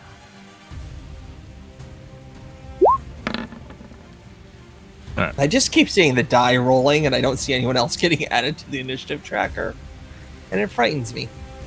it's fine. We're fine.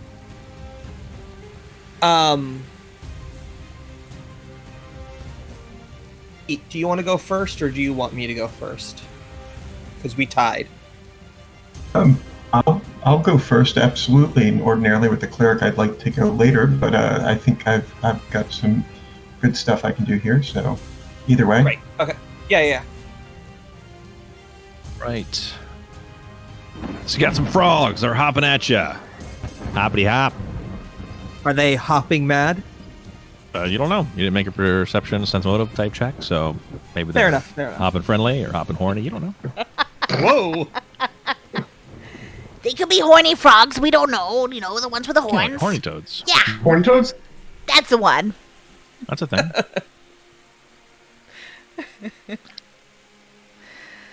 I got it. I splice your DNA. What's that? As you're saying that, From you're the- overrun by swabs. It's in your mouth, Oh. on your face.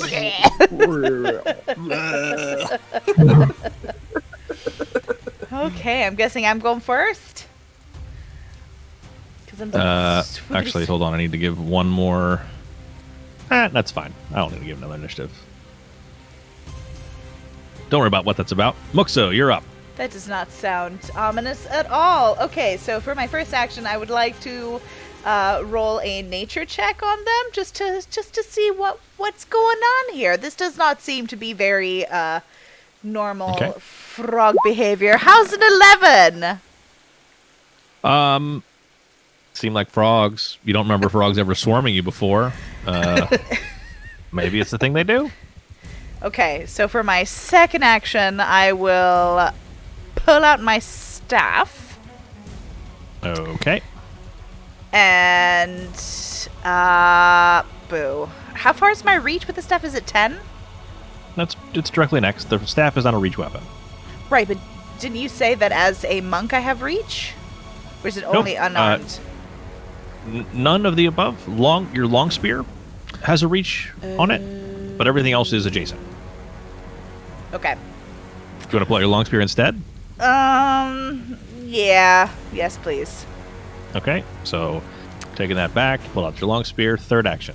And you said it would be 10 feet, so I'll target this frog swarm here and kind of start like swatting it away. I guess it'd be an attack action. Okay. How's a geez. How's Why a do you have 20? 2d8? I don't know. I'm just pressing the button you gave me. What did I do?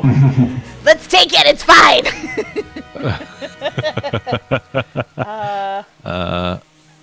Maybe it was for the critical. It rolled a second d8. I think so because I'm looking at the macro thing you did and it just says 1d8.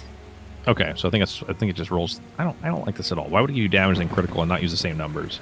I don't know. Not a fan. That's what I'm saying. I don't do Not it. a fan. Okay.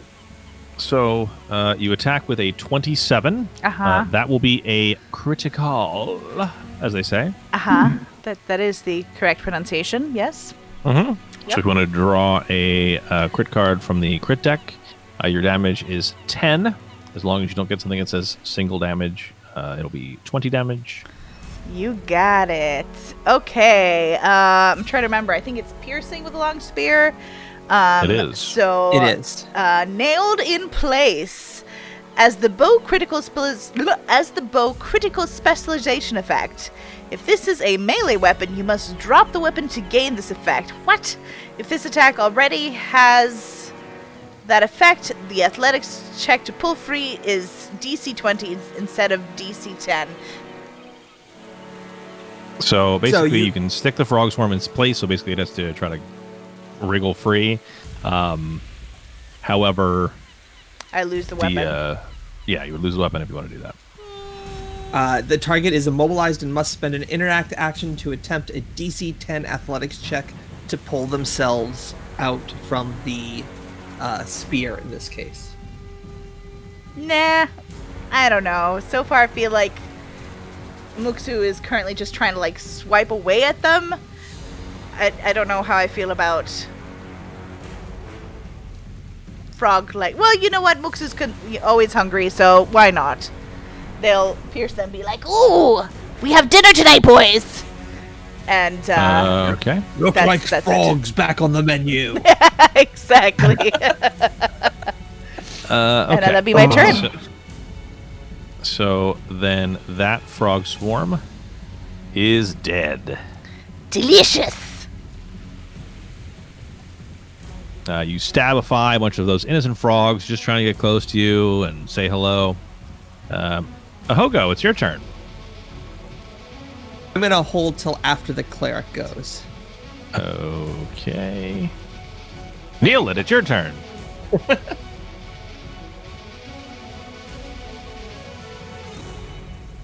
In the name of love, I'll bring the holy symbol out, and a dazzling rainbow of colors and hearts just blinds and stuns and does all that sort of fun stuff. So throwing out a Yes. color spray.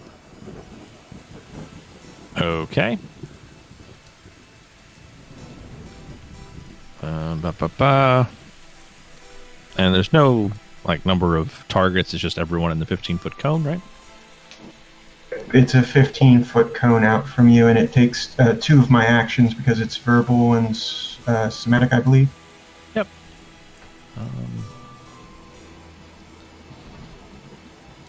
True. Swirling colors affect fears based on their will saves. Okay.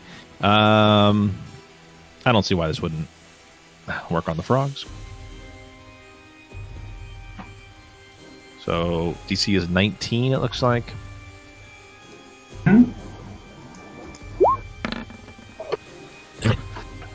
Crit fail.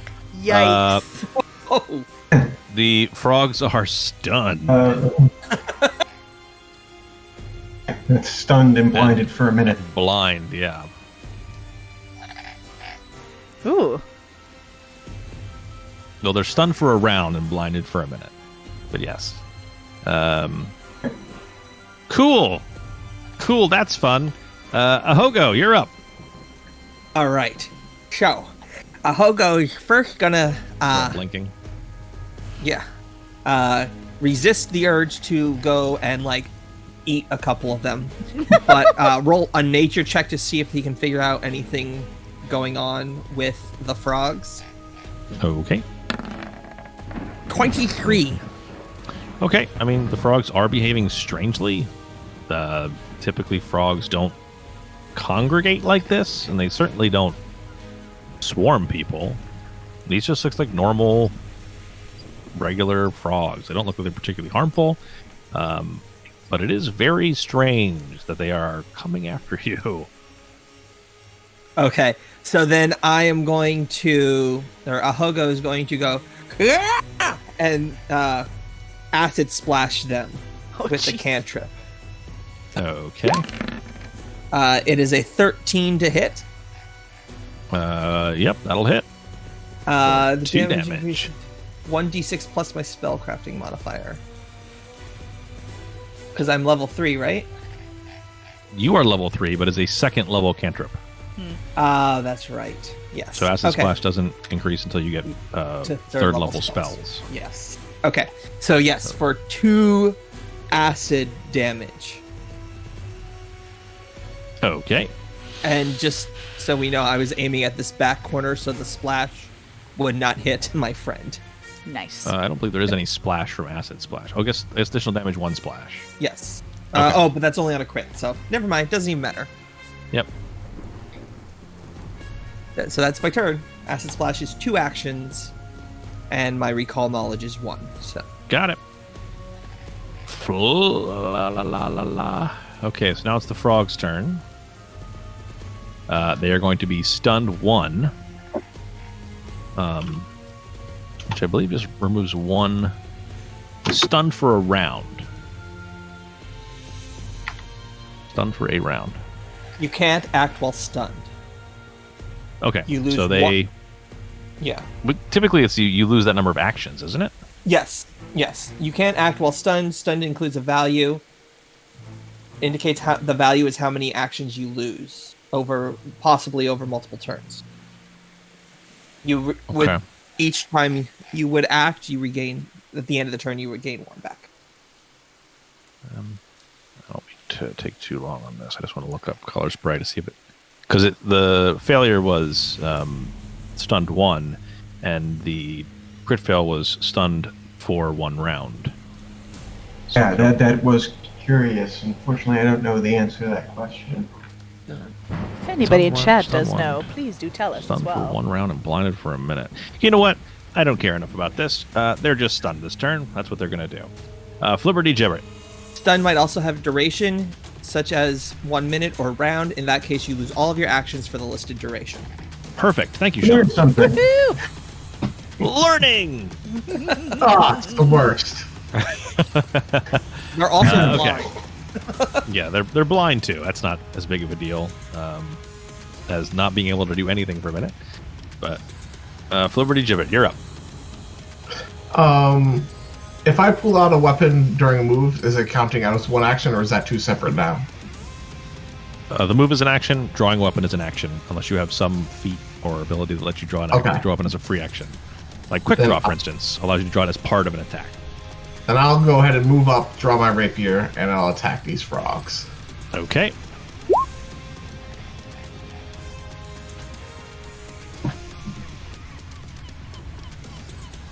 $22. So I'm assuming blind's gotta lower your AC, right? No. Really? Okay. Well, then that's just a regular. You can't see. All normal terrain is difficult terrain. You can't detect anything. You automatically critically fail perception. You are immune to visual effects. Oh, cool. Blinded overrides dazzled. So you're not flat-footed. Apparently not. A keen sense of hearing. Yeah. Their ears automatically become sharper. Yeah, I don't know. If it doesn't specifically say, then apparently it doesn't.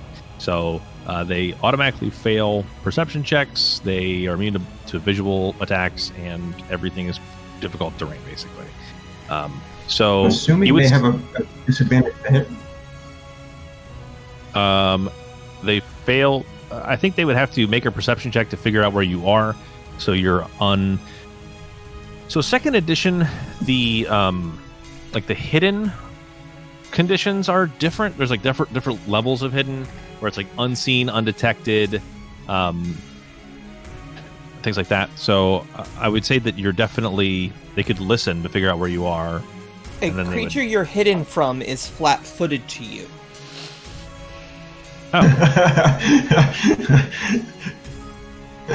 Okay, so I like second edition. However, they have this fun thing, I don't mean that, where they explain something one time and then just assume you always remember it and then never mention it again. So you go down these rabbit holes where blinded technically doesn't make you flat-footed. However, everything's unseen to you. And because everything's unseen to you, now you're flat-footed. Like, I just feel like it would be shorter to just mention that. Looking at you, Put it in the Paizo. condition. Love the game, but come on, man. I'm not a computer. Anyway, all right. So flat-footed would make that a crit at the 22. So instead of 4, you would do, well, let's see what your crit card says.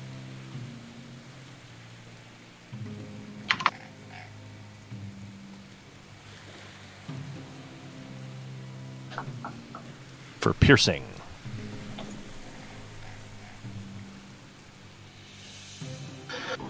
Piercing, blowback. The target is knocked prone. I'm Okay, just so flipping over all them frogs. double damage and the frogs all fall down. I don't understand how that works. But we'll go with it. That's fine. So 8 damage. But you also do an extra D6, I believe. Or D8 finesse. A D8 for Deadly. rapiers? For D8, yeah, deadly. D8. Okay, so just roll yourself a D8 there, Brent. 8. Not too shabby. Good That's lord. 16 piercing damage. So I just want to say that thematically, this is the dumbest combat ever.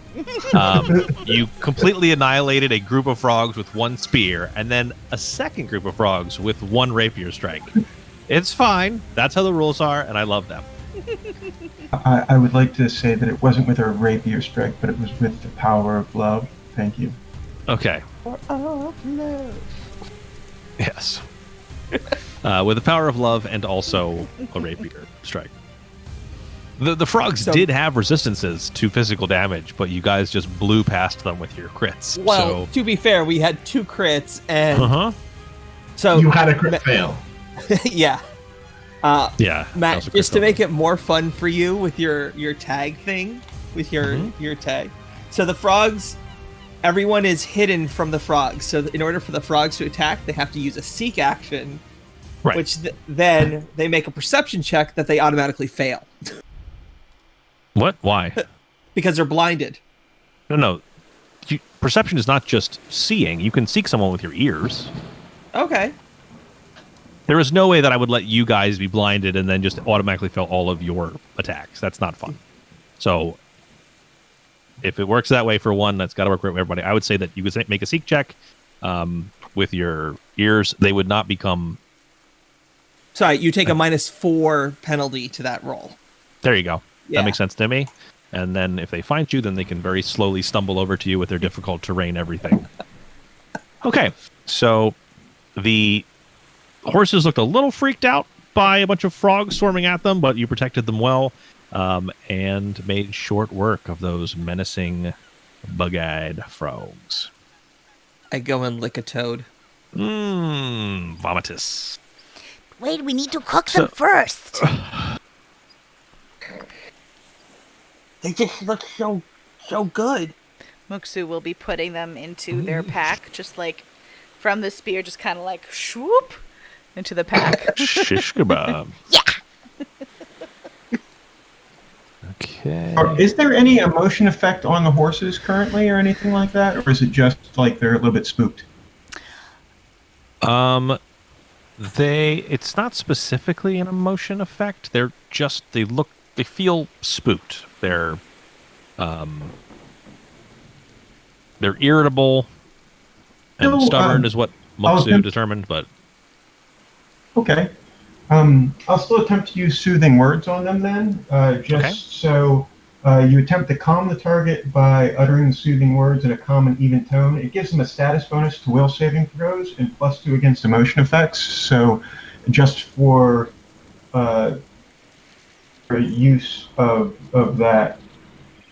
okay. That How long does that allows you to last? counteract the duration is 1 round, but it allows you to counteract 1 emotion effect on the target. So, and it's like a focus effect. So I don't know if I can continually do that or not. So focus is a type of spell that they've introduced in 2nd edition. Basically, what a focus spell is a lot of classes have them. You get a focus pool, which will have 1 point in it. And as you level up and take feats, you can add additional points to it. And you can spend those focus points to cast a specific spell, typically, or a specific subset of spells. So because Okay. you have the family domain, that is the spell you got as your focus spell. Now, the thing about focus points is that you can regain them after like 10 minutes of prayer, typically, if you're a cleric. Or there'll be other things if you're a different class. It'll tell you like what you can do to regain your focus points. But it kind of almost harkens back to that 4th edition like encounter power type thing. Yeah. So basically, it's like an ability you can use once per combat, basically. If at any point we get into a position where the horses are like literally we're having some sort of situation where they're rushing or they're not doing what we say or something like that, I'd use it. Absolutely. It makes perfect sense. It's a great use for that. Okay. So the frogs, you made short work of the frogs. No worries there. The wagon remains intact. No damage to it. The horses, again, a little weirded out, but you kept the frogs away from them. So if you want to go into this driving rain and howling wind, you are welcome to do so. What do you guys think? What time is it right now? So, it's a good question. It's a question that you have, and it's a good one. Let's see. It took the better part of a day. So you got woken up early to the meeting at the Pathfinder Society. Right. It took the better part of a day to get here. So it is late, or it was late when you kind of started. So it was probably 6 or 7. Probably ate dinner with Kumrock, and then your unpacking and repacking the wagon did take some time. Yeah. It took at least 2 hours. So you're looking at maybe 9 o'clock at this point, p.m. I don't feel very safe traveling through the night with bandits in the woods. Well, and in this weather, too. I mean, low visibility in the dark anyway, and then on top of it, this weather, so might as well cook some frogs, camp for the night. Says the goblin with dark vision. Shh, shh, I can't see a thing. Mizuku, Yeah? I hope the rain keeps up. No. No, because then it won't come down. Get out. Get off my... Rocks fall. Everybody dies. I get the feeling Point. that, Get off my wagon. the inclement weather is not going to stop. And I don't know what's going to be more dangerous, traveling at night or staying here with a mysterious secret society that hates us, that we know nothing about. Shh, they don't know that we're Pathfinders. Shit, I said it. Damn it. We're not good at hiding it. Yes. If as soon as we can. if we want to travel, I can cast some light, and we can continue through. I just don't know how well everyone else can see. I can see okay in the dark. Yeah. What? Everybody at one time? What's that? I can see in low light. I think a few of us can make light sources. Well, in that case, let's go. Okay. So as you travel out, Ahago, you are still not feeling well. And you don't get the sense you're going to be feeling well anytime soon. So after leaving Otari, you travel north into the Immenwood to join up with the main road. What's Before that? you get to the Immenwood, I want to plant the trees just outside the skirts of Immenwood.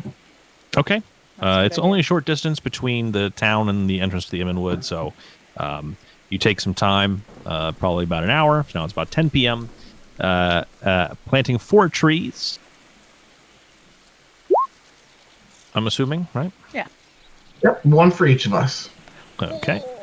How many horses are there? There's 2. 6 trees. 6. We plant 6. Okay, you're going to have to go back and get 2 more trees Okay, bye. for another 2 silver.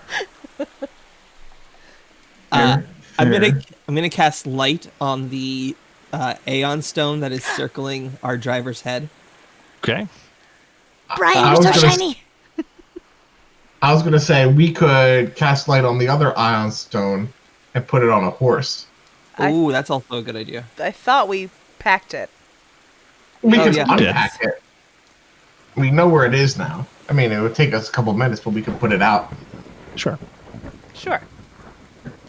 That's fine. Yep. And in second edition, basically, light lasts until you prepare your spells or until you cast it again. So no worrying about having to cast it every minute or whatever. As we're traveling, I pull out. Hogo pulls out a kazoo No. and starts playing his kazoo.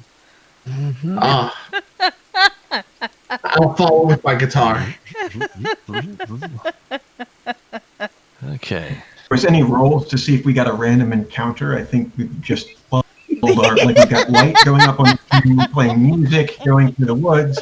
There's centaurs, bandits, possibly followers of secret society that may want to, or not secret, but overt society that we want to. We're making it easy for them. Yeah. Well, the best way to deal with attackers is to let them attack you and kill them, right? So Well, that was get my all those fights out of the way. Natural 1 for a 12. Good job. for my bardic performance. Your accompaniment does a little bit better. Okay.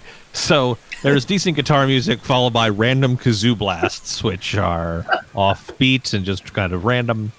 As you head north into the Immenwood, you join up with the main road heading east to Absalom. The road looks well maintained and broad, with a 15-foot lane of muddy cobblestones lined by 10 feet of cleared area between the road and the tree line. The trees are mostly coniferous, with a tangle of interlocking branches and thick undergrowth making passage through the forest very difficult. As you leave the town and the frogs behind, you are traveling through the woods in a dark and stormy night. Where is everybody? So I know that Muksu and Ahogo, you are on our wagon, right? Flibberty Correct. and Neelit, you guys can move yourself. So assuming that that wagon was in free space there, where would you have put yourself? Like, how are you traveling? You cannot be on the back of the wagon. No, that's not how that works. They can't hold. They can't hold on with one arm. No, there's not enough space in the back to hold all the stuff and people. You're gonna ride a horse. Right, so It would probably be to one side and the other. makes sense. I suppose that we would be working. I don't have the greatest of conditions for overland travel. Just walking myself. I'm normally in a wagon of some capacity, but I think I could manage for the evening. Yeah. One of us should be up front and one of us should be in the back, I guess. Okay. So if you want to just arrange yourselves around that wagon, assuming that there was not a barn there. I'm also going to cast mage armor on myself. Ooh. Okay. And I believe that lasts until you prepare your spells next. My daily preparations again, yes. Sounds good.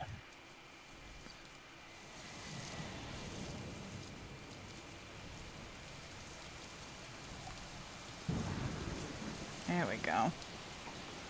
Sorry, trying to get these lightning sounds in here. Rain, rain, rain, rain, rain. Oh, also, It's like that, right? Yep. Also, I have to double what Escapist and Owl have said in chat. I know you said carnivorous, but I totally heard carnivorous. I'm like, oh no, they're trying to eat us. Anyway. No, coniferous, as Yep. in softwood trees. Carnivorous. Got it. Coniferous. Do. Coniferous. Do. Coniferous, as in cones. Coniferous. Like a pine tree or a spruce. Or Tyrannosaurus Rex. Or a Tyrannosaurus Rex. You know, coniferous trees. Checks out. All right. Can we ask one more question before we continue? Mm-hmm. Escapist wants to know if Ahogo is afraid of thunder. Oh, of Does he have a thunder course. shirt on? That's Yes, why he it's casts called. mage armor. That's why I put mage armor on. Sorry. We're moving at normal speed with the wagon then, just plowing forward. We're not doing that speed or anything of those nature, so we're just trying to go as expeditiously without straining ourselves that we can. I would assume Yeah. so. Yeah. It's really up to you guys. Well, I mean, we're gonna go as fast as we can without killing you guys. Or the horses. Yeah. So, yeah. Do I have to roll some sort of check to Normal handle pace. the horses? That would be a nature. Fuck. Mm. How's a 9? Not great. Horses aren't really having any of your shit. Sweet. I'm sorry, I thought we were friends! While we're going, I'm going to have, as my exploration activity is going to be to detect magic at regular intervals. I just constantly concentrate on it, just to see if there's anything that pings in the distance. Gotcha. Actually, that's perfect for you, because I was wondering about that, because it takes you to half speed, but the thing is you're in the cart, so Right. that doesn't Yeah. matter. Yeah. Yep. And That's I can good. ignore all the things behind me. Mm-hmm. All right, so what's everybody else's exploration activity? So now we're in exploration mode. What would driving be considered Um, as? I'm going to say that's probably what your activity is just Right. driving and dealing with the horses. Right. Trying to soothe them and keep them on course. Yeah.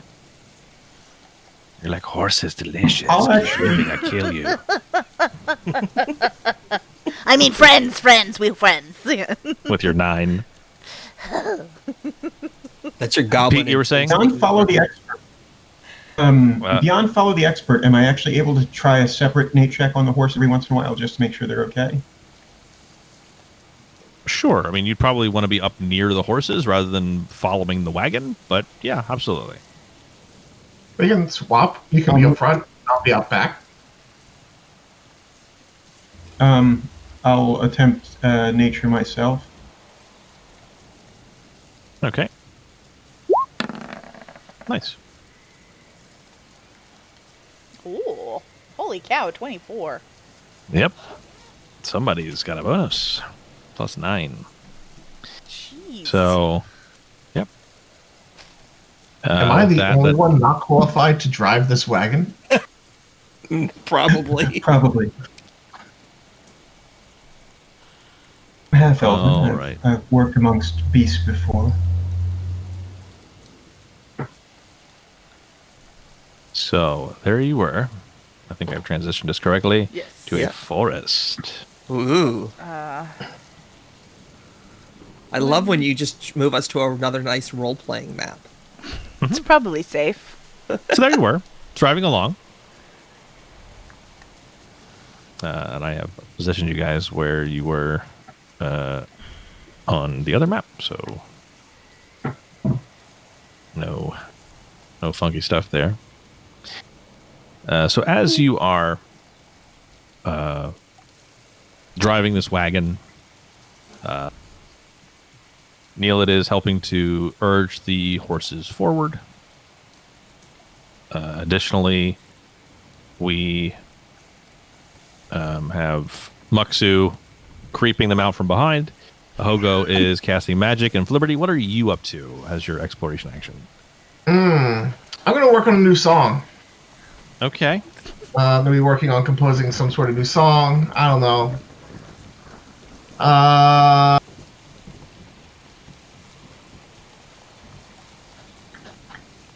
All right. That's all we need to know. Yeah, We're working on okay. composing a new song.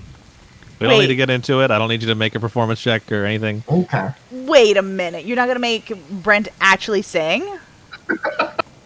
Nope. I am neither a sadist nor a masochist, so I think we're all good.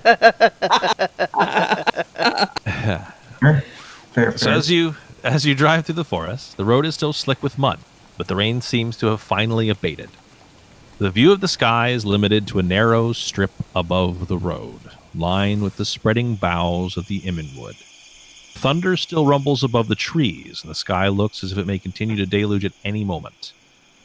The normal sound of forest animals has been replaced by a cacophony of hoarse cries, growls, and screams. It is clear that the residents of the Imminwood are not happy to see visitors. So as you're driving along, hearing animals scream and growl in the forest around you, in the dark, your vision illuminated basically by a stone floating around a horse's head, you hear what sounds like and then a caw of some kind of bird. Oh. And then we should roll initiative. No. Goodness. Can I use my Arcana for initiative? Because I'm casting spells? Nope. Dang. I'm just trying. I understand what you're doing. Ooh! I'm 27. Natural 20. Nice. 17.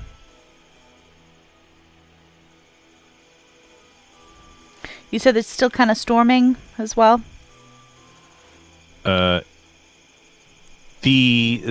rain has abated, but there's still thunder happening. Okay.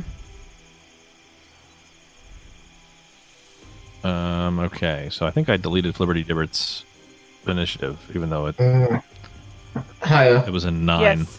And I don't think Muxu got put on there. Did you select the token before you did it? Nope. Okay, so if both of you would just re-roll initiative, I will adjust it to what you originally got. Oh, Don't worry about it. you just did what I was going to suggest. I can't seem to grab my token. There we Has anyone go. else got that issue? Nope. You got it?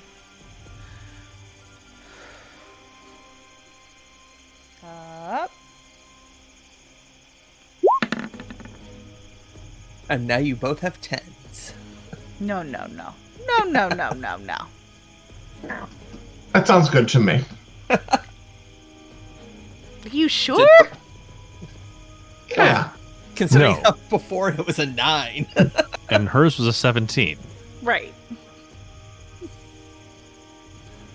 Wait, what? No, don't do that.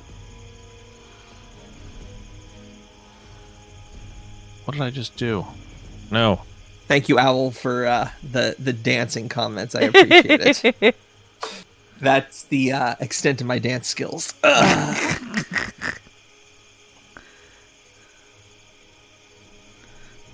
did I do? Okay, so let me fix this first. So, Haya, can I ask you how you rig your dice to roll so many crits? Because you're rolling like crazy today. Am I? I thought I just rolled 1 crit. Numbers have been really good. Double digits, unlike me, getting sick on the boat. Oh, I'm actually at a 26. Sorry about that. That's all right. I just lost my mind. Light spell. What is the radius on that? Is it 20? I think it's 2040. 20-foot light radius and dim light for the next 20 feet. So yes, 2040. Okay.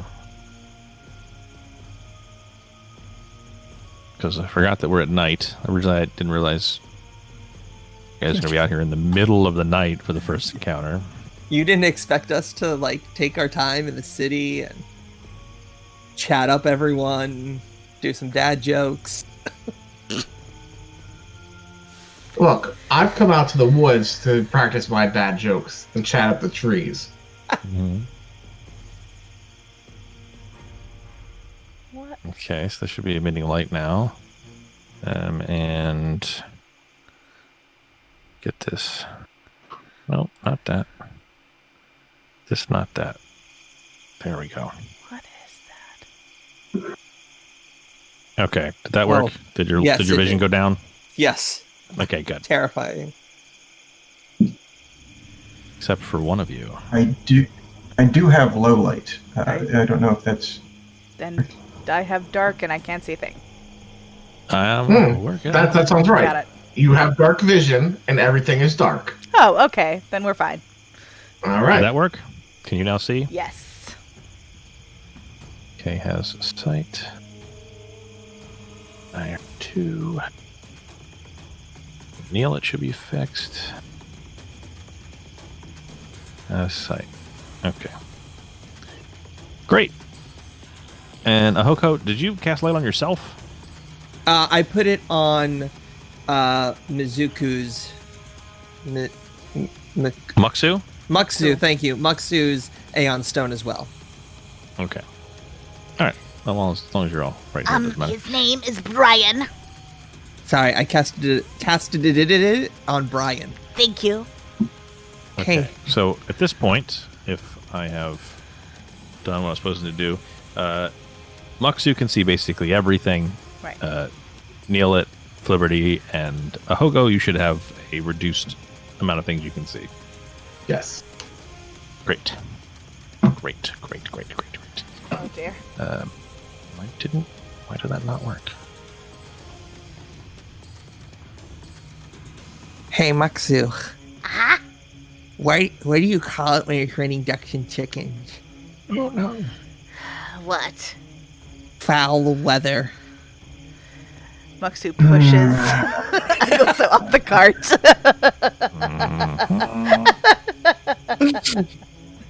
No!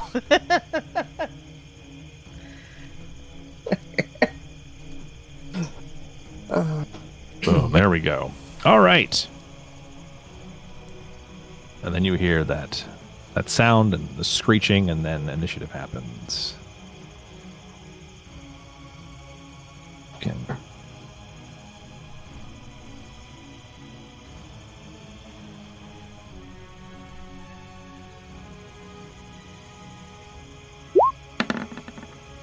Oh boy. Yeah. People. Keep rolling low. I like that. Good. Oh, I don't like that. That's a nice midland roll. Yeah. Okay.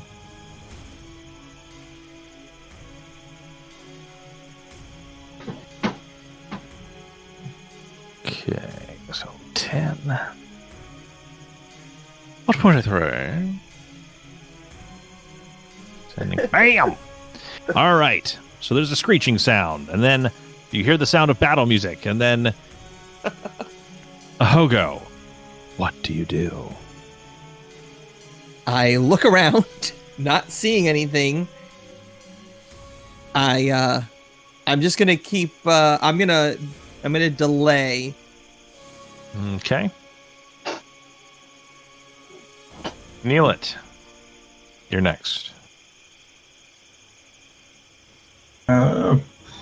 I think I am going to cast Sanctuary on myself. So. All right. Makes sense. And I am done. That was 2 of my actions. I'm not going to move anywhere. I can't see anything. So.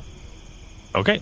Fair enough. So Sanctuary is a spell you cast on yourself. If someone were to attack you, they would need to make a will save to do so. So. Just so I'm aware, because I think in 5th edition D&D this would break Sanctuary. I can cast healing spells under this, right?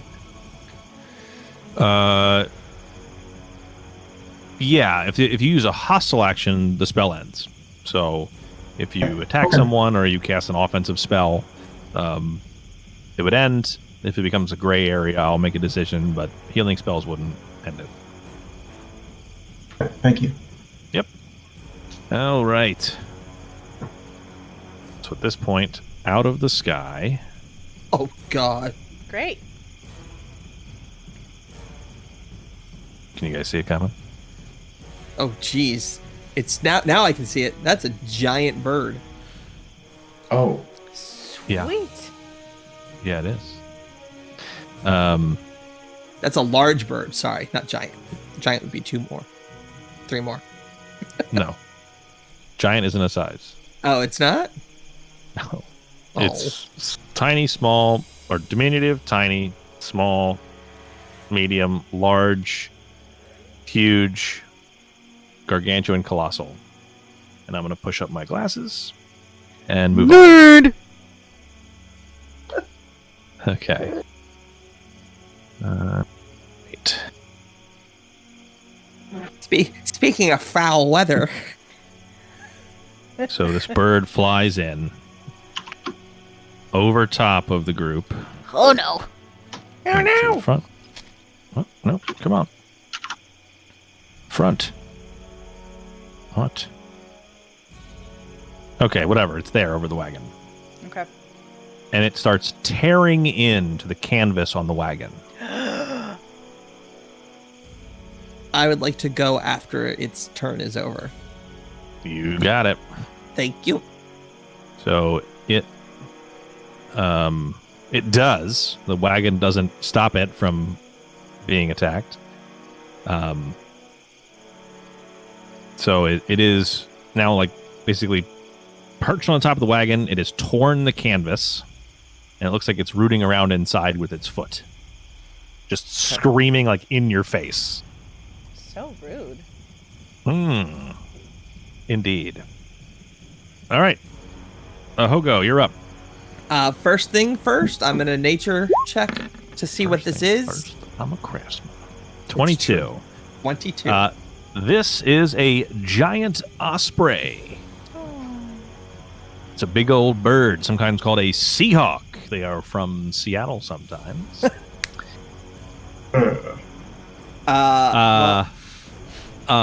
Is there anything you specifically want to ask question-wise about this?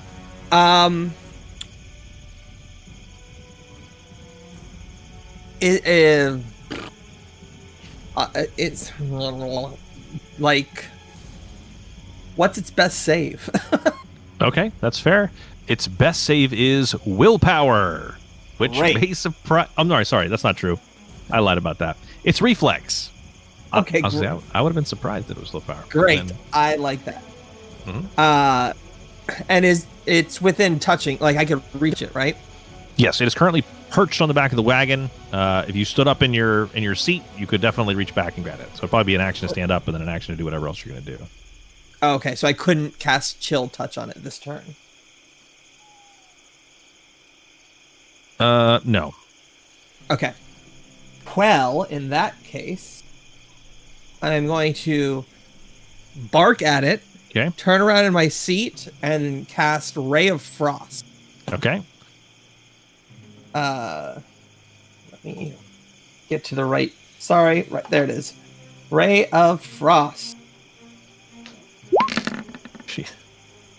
23 to Good hit. Lord. 23 to hit is a hit, but not a crit. Okay, so 10 points of damage. Nice. And I believe... Oh, no, only on a critical it slows it down. Boo. So, that's my turn. All right. You have chilled the weirded man. You have chilled the giant osprey, and now you are at this point in initiative. Muxu, you're up. Can I just say, I love how Sean was saying, can you please tell me how to roll well? And then you literally did not need my help. Okay. So since Muxu sees her lovely companion yipping and attacking the osprey, I'm trying to remember, did I probably put away the long spear, right? Yeah, your hands were on the reins of driving at this point. Right. Okay. So, Muxu. So you could either stand up and then just punch it, or you could draw your lawn spear and stab it from your seated position. I I think I'm gonna do some unarmed strikes. Why not? Okay. So let's do, as my first action, I will enact Flurry of Blows just to see how it works, just for giggles, right? For those of you Okay. who do not know, I make 2 unarmed strikes within the same action. If both hit the same creature, I combine the damage for the purposes of resistances and weaknesses. Okay, so my first attack is a 24. Okay, that is a hit, not a crit. Okay, for my 5 second damage. attack, it probably misses. That is a Critical miss. critical miss. Pooh. So I pull from the fumble deck. Yep. Here we go. Alrighty. Your first attack still hits, though. Yeah, but still. Okay, come on. Melee. Broken haft. Your weapon's current... Once I break my hands, your weapon's current hit points are reduced to its broken threshold. If already broken, the weapon takes 3d6 damage, ignoring hardness. If your weapon is a reach weapon, it loses reach. So, GM, do my hands break? Unarmed is 2 down from that. Oh, poo, I totally didn't see that.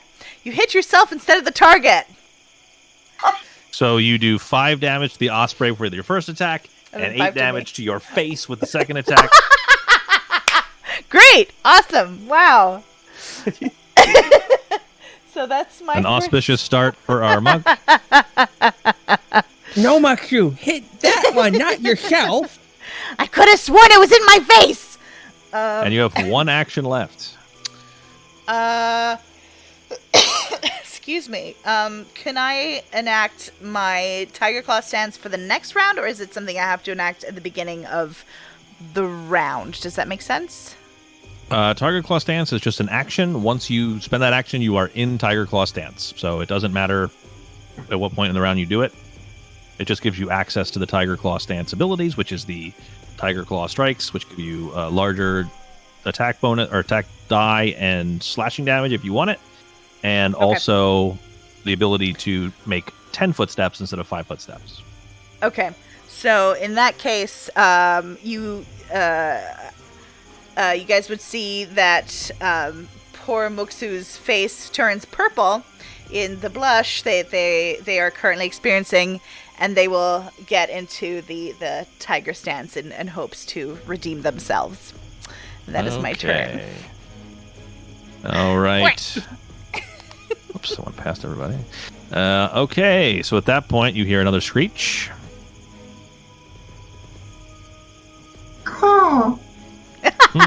Wait. A little more violent than that. Let's give us. Caw? Let's give some. Here we go. I don't like We're how gonna need far that arrow goes. So, the Out of the Darkness for some of you. No, that's just Another bird comes on in. Oh boy. Keep them away from the horses! Keep them away from the horses!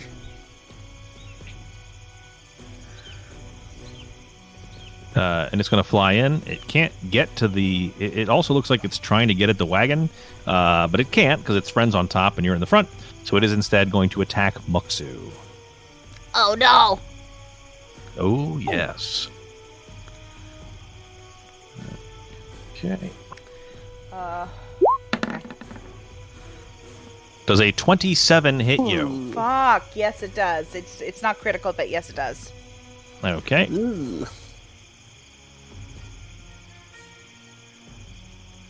Okay. So... All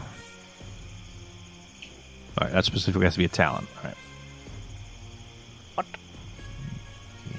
It's got Talon and Beak Strikes, but when it does its diving attack, it has to be a Talon. It Talon. can't do the other. Makes sense. Single Talon. 7 damage. It's piercing damage. Okay. And Lord. on top of that, because just taking 7 damage isn't enough, there always has to be something else, right? Of It flies course. in, it claws you with its talon. Yep. It's one talon. So kind. And then Yes. it grabs you. Okay. So the requirement, so as a single action, it makes a grab. The monster's so the grab ability that monsters have, basically it's one action. If its last action was a success with a strike that lists grab in its damage entry, which it does, or if it already has a creature grabbed, it automatically succeeds at grabbing the target until the end of the monster's next turn. The creature is grabbed by whichever body part the monster attacked with, and that body part can't be used to strike creatures until the grab is ended. Okay. So the grabbed condition, you're held in place by another creature, giving you the flat-footed and immobilized conditions. Okay. If you attempt a manipulate action while grabbed, you must succeed at a DC 5 flat check, or it is lost. Okay. Roll the check after spending the action, but before the effects are applied. Okay. So- does it work like grapple, or is it like grapple? I'm trying to. You have the grabbed condition. Okay. You are flat-footed, Okay. and you are immobilized, meaning you cannot take actions that move you. Got it. So you're stuck in place until you break out of it. So it's much like the grapple, in that grapple gives you the grabbed condition. Got it. Okay? Okay. And there you go. You're held in place by another creature, giving the flat-footed immobilized conditions. Super. Right. Okay, so diving attack was 2 actions. Grabbing you was its 3rd action, so it will be done. Woohoo! Flibberjadibidit. You're up. So both these birds are kind of above Correct. the rest of the party. Correct. Then I'm going to try to position sleep so it hits the birds and not my party members. Okay. So give us some sleep there. Clickety click. So will saving throw, DC 19. Goodness. Each creature in the area becomes drowsy and might fall asleep. Creature that falls unconscious doesn't fall prone or release what it's holding, so it will still be holding onto Muxu. Doesn't prevent creatures from waking up due to successful perception checks. So if you're asleep first round of combat, you can take an action to make a perception check, and if you get like a 5 or something, like you wake up. What happens to a creature that is current? Oh, well, it's not flying currently, but if it was flying, what would have happened? Nothing. Nothing? Nope. Okay. Unless we go tag unconscious, and that says something specifically about flying. Or we die flying. See how this can be? Okay, so let me I'm make some looking will that up now. saves. Because it won't matter unless I fail the will save. So, come on.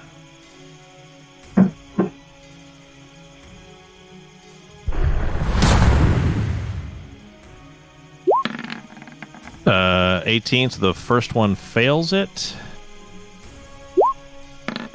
And the second one crushes it. So the one that's on top of the wagon is now sleeping on top of the wagon, and the one holding Muxu is not affected.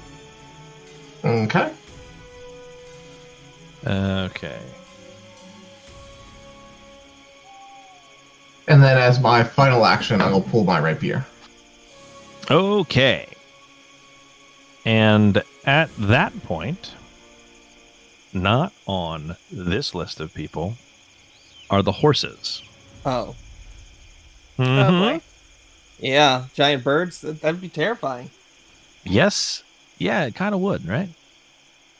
So the horses are going to make a will save. I can't. If the horses fail this will save, they're going to take off. And so are we. Great. Mm-hmm. So for this, the will save is a... There it is.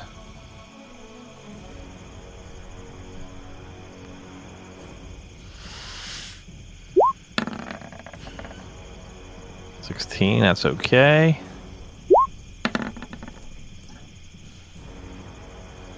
$12, that's okay.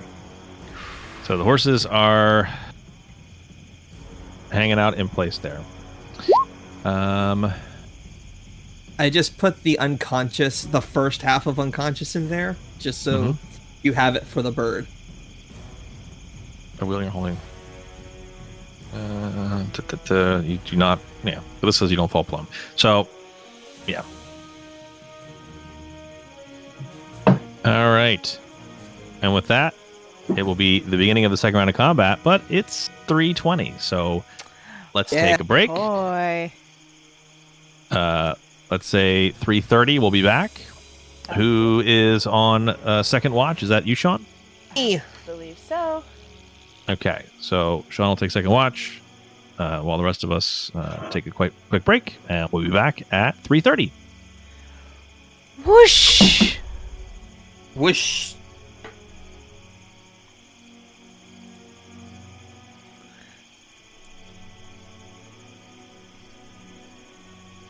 Oh. On.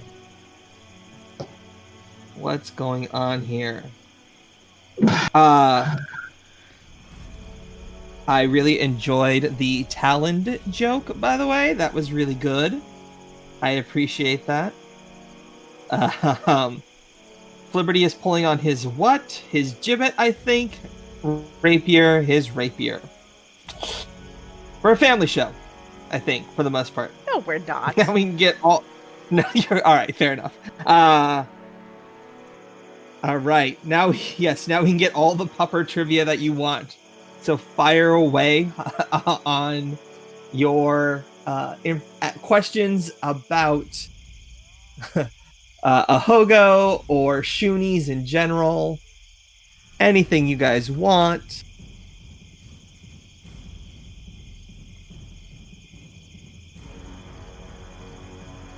You're a show that talks about how families are made. Yes, we are.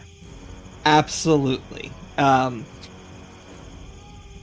Where do babies come from? Well, you see, in the Pathfinder lore, no. Has Ahogo ever had to escape a lady in a fur coat with his siblings? Yes, he has. He was one of 234 puppies. Just due to copyright issues, we could not do 101. So Ahogo is a he/him, and his ancestry is called a Shuni. Shunies are a humanoid dog species, right? His poor mother. A couple litters going there. But they're diminutive humanoids who resemble squat bipedal dogs. Shunies are sometimes mistaken for weak and insular pacifists. However, their sheer perseverance, incredible work ethic, and resourceful use of diplomacies make Shunies far from helpless. That's a little blurb about the Shuni ancestry. They appeared in the second Pathfinder 2nd edition AP. They started as an NPC in the second book, I forget. But they're very adorable. I absolutely love them. They are they generally have a flatter pug face. Yeah. They're pugs. They're humanoid pugs. It's fun. Oh, Ahogo looks like a combination of a golden retriever with his fur and a pug. A pug retriever. I don't know what that would be, but I pictured him as like this golden fur, kind of like a black muzzle. I think the character, the art that we have for him in this one is pretty spot on. Yeah, a golden pug. Yes, a golden Rutger. So yeah, the average Shuni is 3.5 feet tall and weighs 100 pounds. I am a 3 foot tall Shuni and weigh about 70 pounds, so he's kind of the runt of his litter. And they they generally reach maturity at the age of 8 to 10. So I really like them. They're also like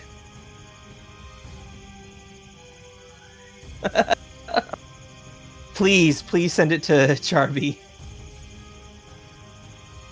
Yes, a Doggett. Oh yes, minus.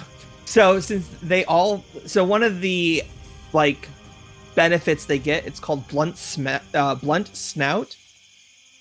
But since they have that, I forget what it's called. It's what pugs have. But so any saving throws against inhaled poisons or any inhaled threat, I get a bonus to, because he can't breathe that well. It's very cute.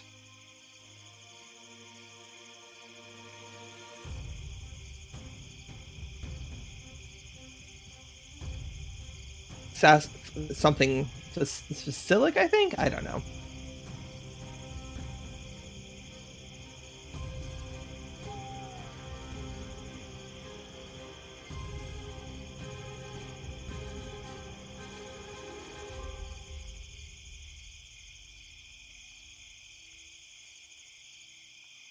Ahogo, well, so Ahogo is a sorcerer.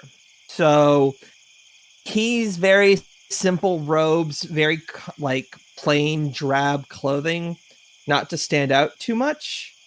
Yes, tiny, exactly. Oh, thank you, Owl. I like that. Thank you.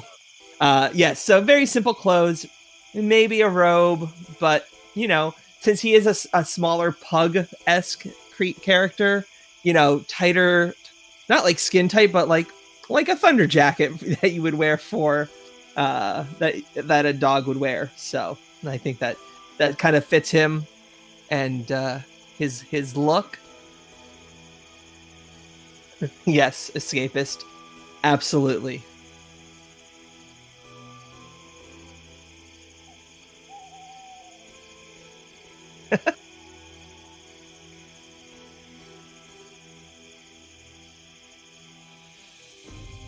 I love just the fact that we have a goblin monkey and a Shuni in this whole situation, because goblin monkey.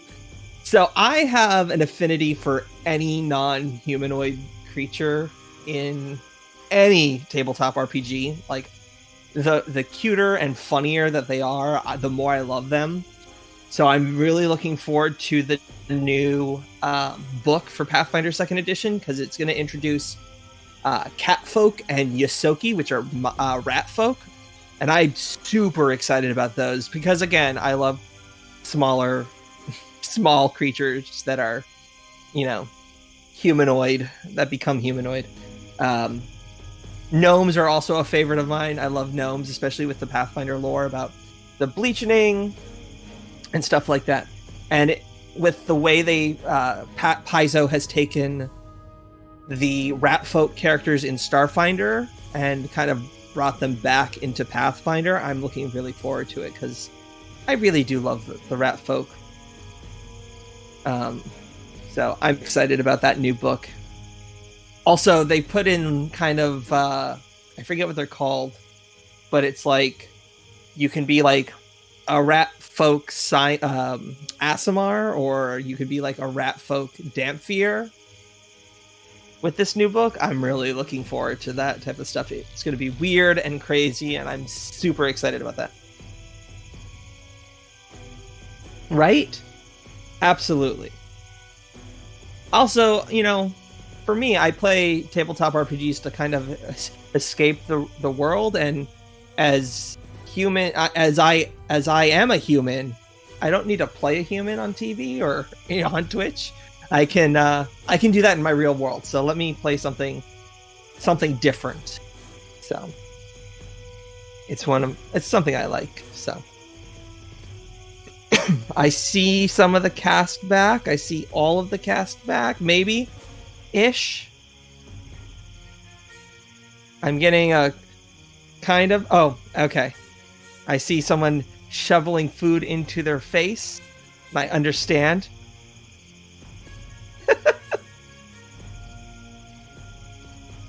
Right.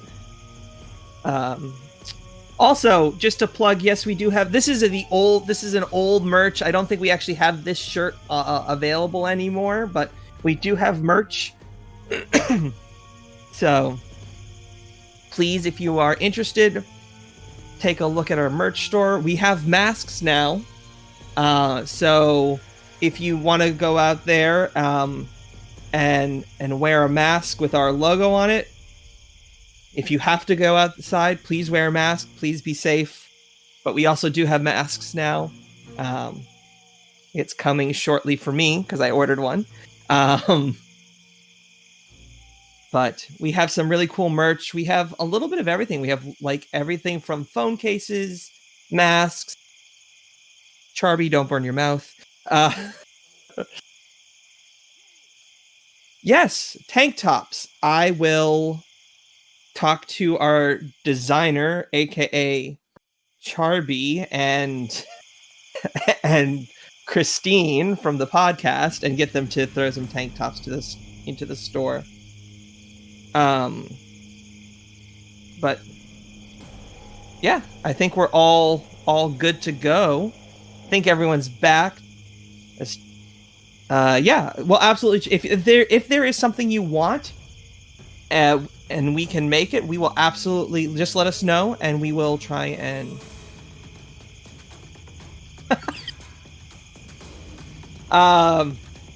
Brent, how would you feel about your face being on a Speedo? It is a request for merch. Oh, only if it's like directly front and center. Oh, I mean, we can design it. Like maybe like a nice like shock and awe face, like. Oh yeah. Okay. Yeah. All right. Yeah, we can do Given the Speedos. majestic beard, I really thought it'd be more of a Merkin type situation.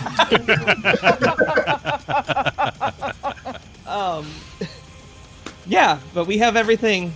So we can actually make fanny packs now with our logo if you guys are interested. Oh, absolutely. Oh boy. You want to? Could we make a bearded fanny pack? Yes. Look, a Hogo's there. So, all right, I'm gonna put my phone down so we can get back to this game with the evil burbs. Damn evil burbs. Not evil burbs. Burbs on a mission. Yeah. Okay, so everybody, welcome back. Thanks for sticking around or showing up. Either way.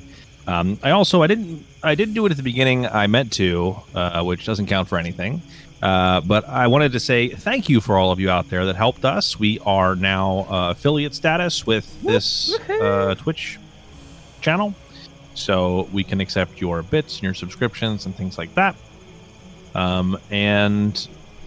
Yeah, so thank you. I really do appreciate it. It also gives us the ability to keep our VODs on the channel for definitely, I think. I could be wrong, but it's definitely longer than before, where it was like after a couple days it was gone. Thank you, Vishnak. Guys, yay! I'm not sure how many subs we have, but I think 3 more and we can have our first emote. So yeah, oh, nice. Keep them coming. Is it going to be the Brent shock and awe face? Clearly. Hey, there's a second one. Thank you so much, Jerathor. All right. Good job. All right. Excuse me. So we do appreciate everything that you do for us for subscriptions and bits, but we are now going to keep our eyes forward on the game, and we will return to, licking your toes after we go back to our next break. All right? Our Look, OnlyFans just because isn't I'm a set up dog yet. doesn't mean I do that. It has nothing to do with your dogness. Okay. Oh. All right, so there we were, being attacked by giant ospreys, Seahawks, if you will, flying out of the forest of screaming animals to attack you. One of them has ripped through the canvas top on your wagon, and is rooting around inside with its foot. The other one has grabbed Muxu. The horses do not seem happy about it, but they are not bolting yet. Michael bolting. And it is now Neilit's turn. Pete, you're up. Now, this sounded generous, but it says if I use 2 actions, I get a +8 to heal, or a heal spell, and also it's per level. Is that right? That is absolutely correct. If you cast the heal spell, you can either do it as 1 action, meaning its range of touch. You can use it as 2 actions, which means its range of up to 30 feet. And if you use 2 actions, you get a +8 bonus at level 1, or if you cast it as a level 2 spell, which is what your healing font is. It's always cast at your highest spell level. It'll be a +16. So it'll be 2d8 or 2d10 for you, +16 if you use that 2 action version of that spell. And then the 3 action version is just like everything within 30 feet of you gets the 2d10. I'm going to heal my goblin friend Okay. really quick, so we'll Thank do that you. with 2 actions. Boom. Okay, so that was That's plus. 30 healing. Good Oh lord. my Good lord. It's a little overkill. Oh, And then I'm going to use my 3rd action to just use nature on the horses and just try to keep them calm. I'll be speaking to them in Elven or Sylvan and just gently reassuring them as Okay. I'm over here Nice. safely in Sanctuary. So the nature check is there. Not my greatest nature check of all time, given that I did critically fail, but I rolled the next best thing, so. Yes, it is not a critical failure, but they do not seem reassured by your presence. They seem to give you a look like, oh, that's easy for you to say inside of your easily safe bubble, spellcaster boy. All right. So at that point, the eagle that was, or the osprey that was digging around inside, takes off and starts flying away. Wasn't it put to sleep? Yes. You are right. So Okay. it is Good prone memory. on the top, I would say. It is not prone. The sleep spell specifically says unless they crit fail, they do not go prone Okay. Oh, okay. or drop what they're holding. So the first thing they need to do is make a perception check. Say it fell asleep. Birds don't lay down when they sleep. It's just perched there. Head Okay. under one wing. Yeah, nestled under a wing. And it's -4.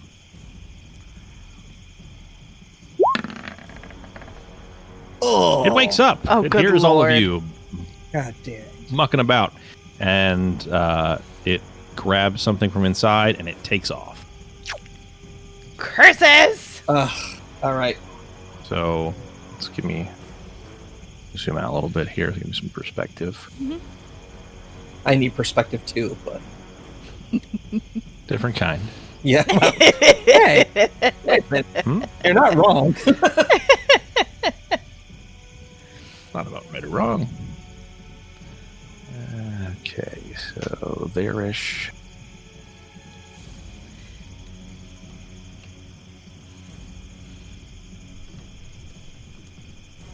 That's where I was.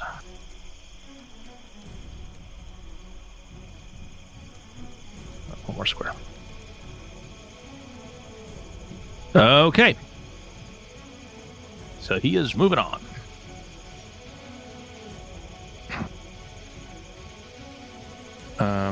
Wait, did I not do that before? There we go. All right, Ahogo, you're up. Okay. Question. Mm-hmm.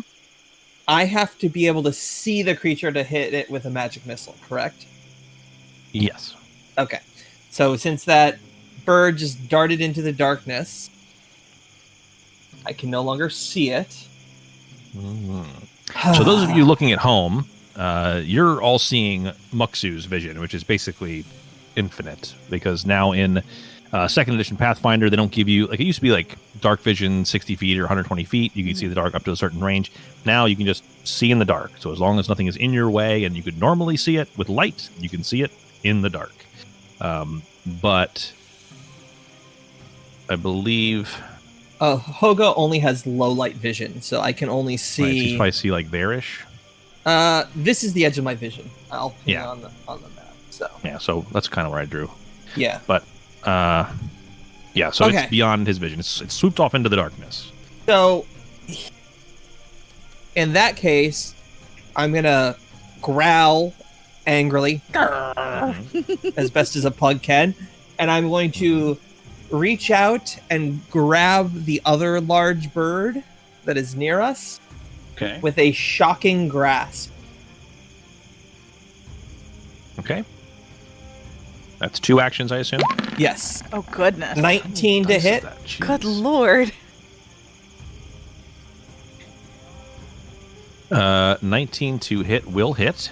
So it takes 14 electric damage. And the bird is not wearing metal armor or made of metal, correct? It is not currently, no. Okay. So, just wondering.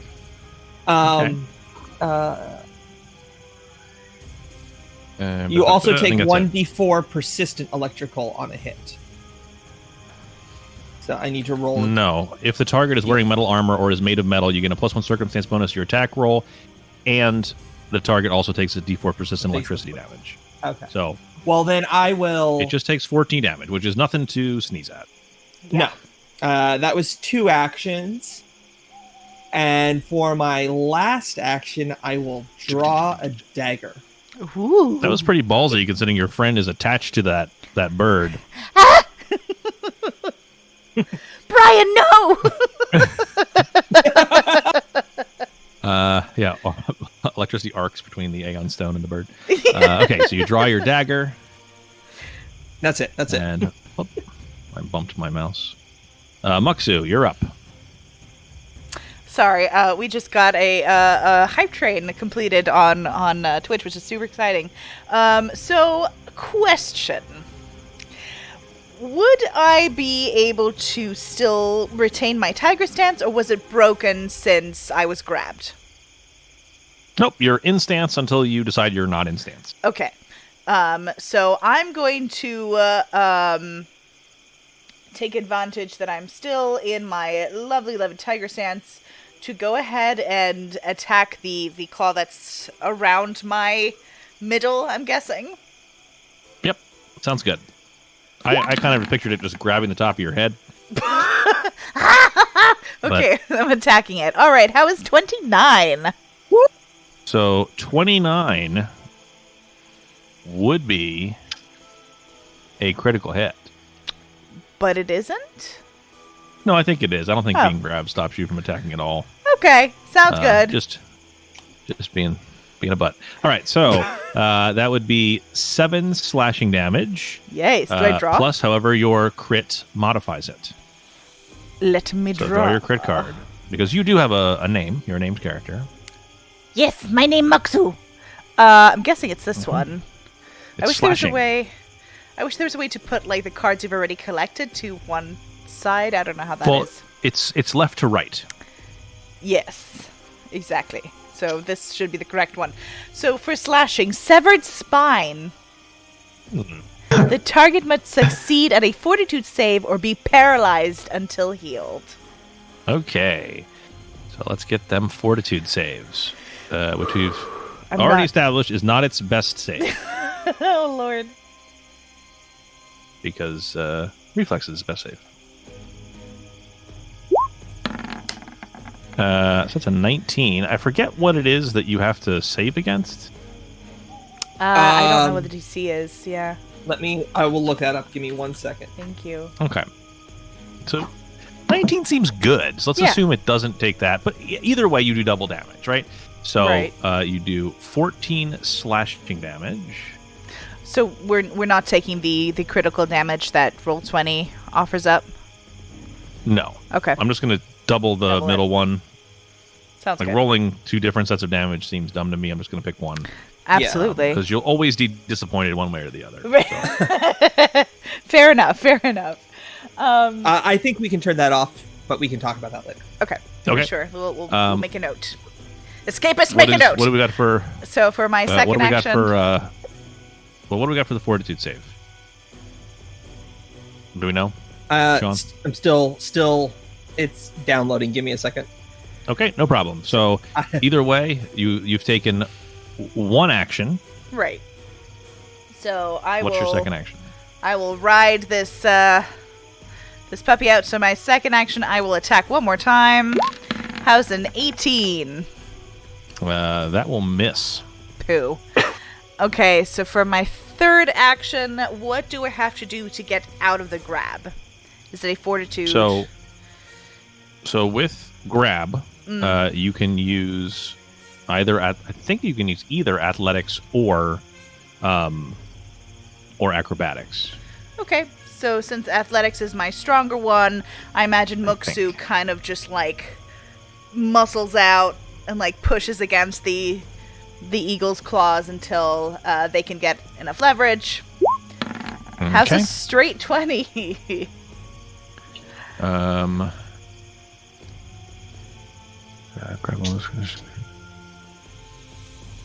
Escapes page.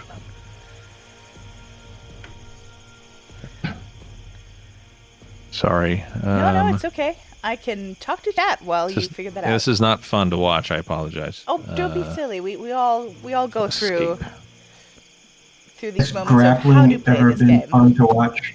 Fair enough. Yeah. But for first edition, at least they made a nice flow chart. At least the fans did, so it was easier to follow. That's fair. I'm guessing they'll get Everything's better there. with a flow chart. So while you're looking that up, I want to just take a moment to thank Bishnek, Jareth Core, and Alcimi for giving us their subs this month as well. My goodness. And Al to complete that tutu train with 100 biddies. Thank you so very much. I think in theory I need to double check in my dashboard, but I think we've already, with your contributions, we have successfully reached our first emote. So Brent's face will definitely be made. Another impediment. Don't worry. Thank you so much, guys. We're still working up things for time, by the way. Neil at Bathergy is an anagram, if anyone can figure out what that's an anagram for. Ooh. Work on it, chat. The save DC for that verb is their class DC. Which my class DC? Your class DC, whoever inflicted it. Okay. Nobody's class DC is over 19, I'm pretty sure. Yeah, I think. What is my? I'm just trying to see what that would be or where it would be. Yeah, I think it's 19. Okay, so I don't sever your spine, but I do make double damage. Correct. All right, so basically what we had said. Yes. So athletics DC, is it just athletics plus 10? Is that what it is? I think that sounds familiar, yes.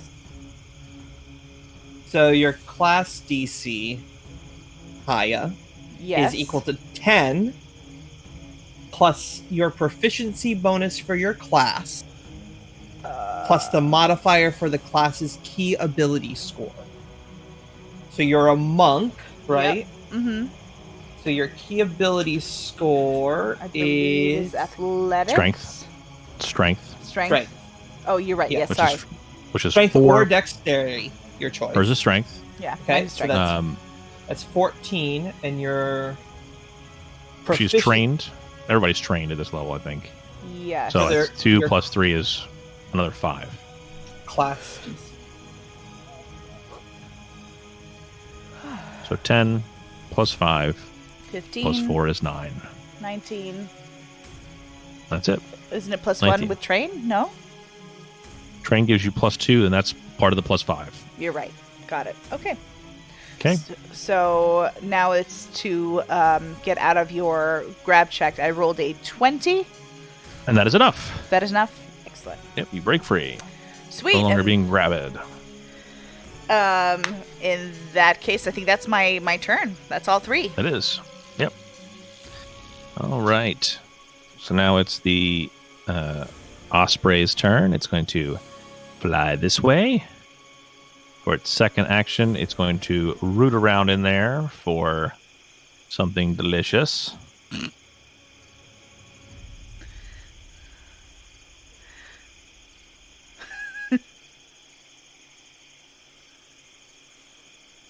Yep, and it's going to try to take off.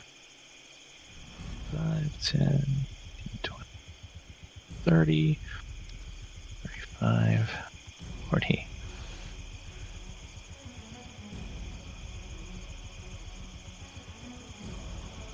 Okay, so both ospreys have grabbed something out of the wagon and taken off into the night. Oh boy. I don't like that. I don't like that at all. Nope. You are up. I'm going to run ahead, see if I can catch them at all.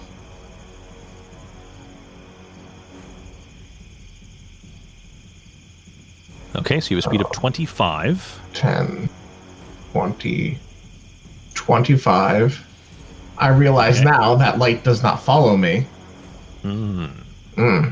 which is an issue. You can recast it on yourself.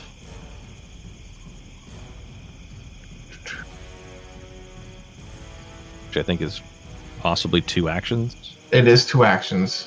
Yeah. So I'll go ahead and recast it on myself. Or I'll cast... I don't know if I was the one who cast it on the horse or not. You were. Yes. Okay.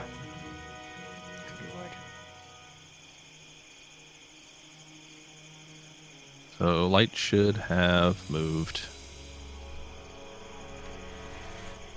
So now it's surrounding Liberty Gibbet. Looks like I can just possibly make out something here. It's a bird butt. All right. So that brings us to Neelit Batherjee.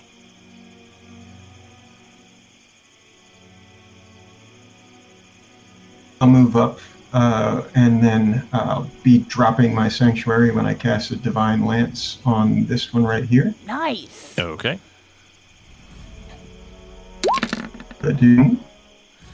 Not bad.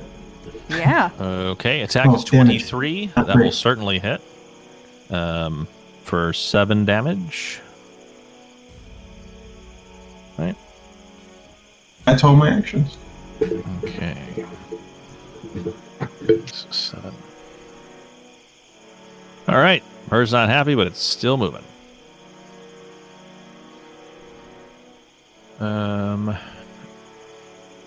Then it will be Game of Thrones number 2. Who will fly off into the night with Yo Shit.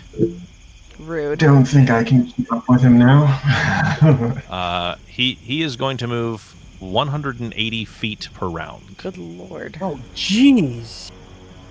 So I don't think he's going to be caught. So I'm just going to remove him from the map. Yeah, that's a fair assumption. Ahogo, you are up. Okay, so I can see the bird butt there. Mhm. You can I'm see a like- butt. You can target the butt. I can target a butt, and I'm going to spend 3 actions Ooh, to cast Majok Misal. interesting. So Interesting. here's my question, because I've seen it interpreted. That's the word. Both ways, where it says it's 1d4 plus 1 for each additional action. You increase the number of missiles. So is that 3d4 plus 3 for 3 actions, or is it 1d4 plus 3? If it was 1d4 plus 3, you should take your core rulebook and throw it in the garbage. It is definitely 1d4. I'm sorry, 3d4 plus 3. Each Yeah. missile is 1d4 plus 1. Okay, I was just making sure, because I have a hard time reading things sometimes. No, that's fine. If people are online are saying that, I know it's hard sometimes Yeah. when other people are also Yeah. not understanding the rules, right? In the same way that you are, then it's even less clear as to who is correct. Yeah. So- But yeah, okay. 8 damage Good. as those missiles fly from my pup-like finger claws. Good And I lord. go, yip, yip, yip, yip, yip, yip, yip. 1 yip All for right. each missile. Three bone-shaped force missiles fly into the back of the bird, impacting, but it is still in flight. If only if there was somebody like fast, like real fast, who could catch up to it. That's me. Muxu, you're up. I'ma go. Goodbye. So I will take my. How far are you? I move at 35, so I guess I take 2 actions to get up to there. I would. Is it high, or is it high enough where I can't jump up and try and grapple it, or like how far is it off the ground? So it's too far off the ground to just punch it. Right. However, you have an ability, or I Uh-huh. should say Muxu has an ability, called Quick Jump. Right. So normally jumping is 2 actions. You can jump as a single action. There isn't anything that allows you to also punch at the same time. And grapple would be another action. Correct. However, And- if you only took 1 movement, Right, you could that's be what I'm- here. And then you could, say, draw something and throw it. If I can throw my long spear? It will be an ugly throw, but that's what makes this game fun. Right. Sure. Sometimes you throw a great sword and you knock a freaking weird creature out of the sky. So some tickle demon from Yep. the yellow dimension. So let's do it. I'm trying to figure out how I would just would it just be a regular attack if I throw it? Like Yep, just make an attack roll with your long spear? like you normally would. Yep. That was a That's 22. So I'm going to give you a -4 Damn it. because it is certainly not meant to be thrown that way, Okay. which will miss, but just barely. Is it better And- when I use a hero point? Well, let's see. You rolled a 13 to get that. You do have a hero point. Yeah. In fact, I'm going to give everyone an extra hero point because you totally got those frogs. You did it. Congratulations. So you all have 2 hero points at this point. So if Yeah. you'd like to use a hero point Yes. to retry that, you are welcome to. Okay. Here we go. How's it 25? 25. For 25, -4 is a 21, which is more than its AC. Yes. For 12 piercing damage, which is enough to drop that bird. Yes. Boom. And as it drops, it falls onto... It also drops what it's carrying and falls to the ground. Okay. That's the more important Ooh. part. That they dropped what they were carrying. Right. Yes. So, let's do a little rolling, shall we? There are 20 items in that sack. Oh, jeez. So the first one escaped with the first item on that list. So the ivory carving of a lightning bolt, gone. It's 40 pounds just to...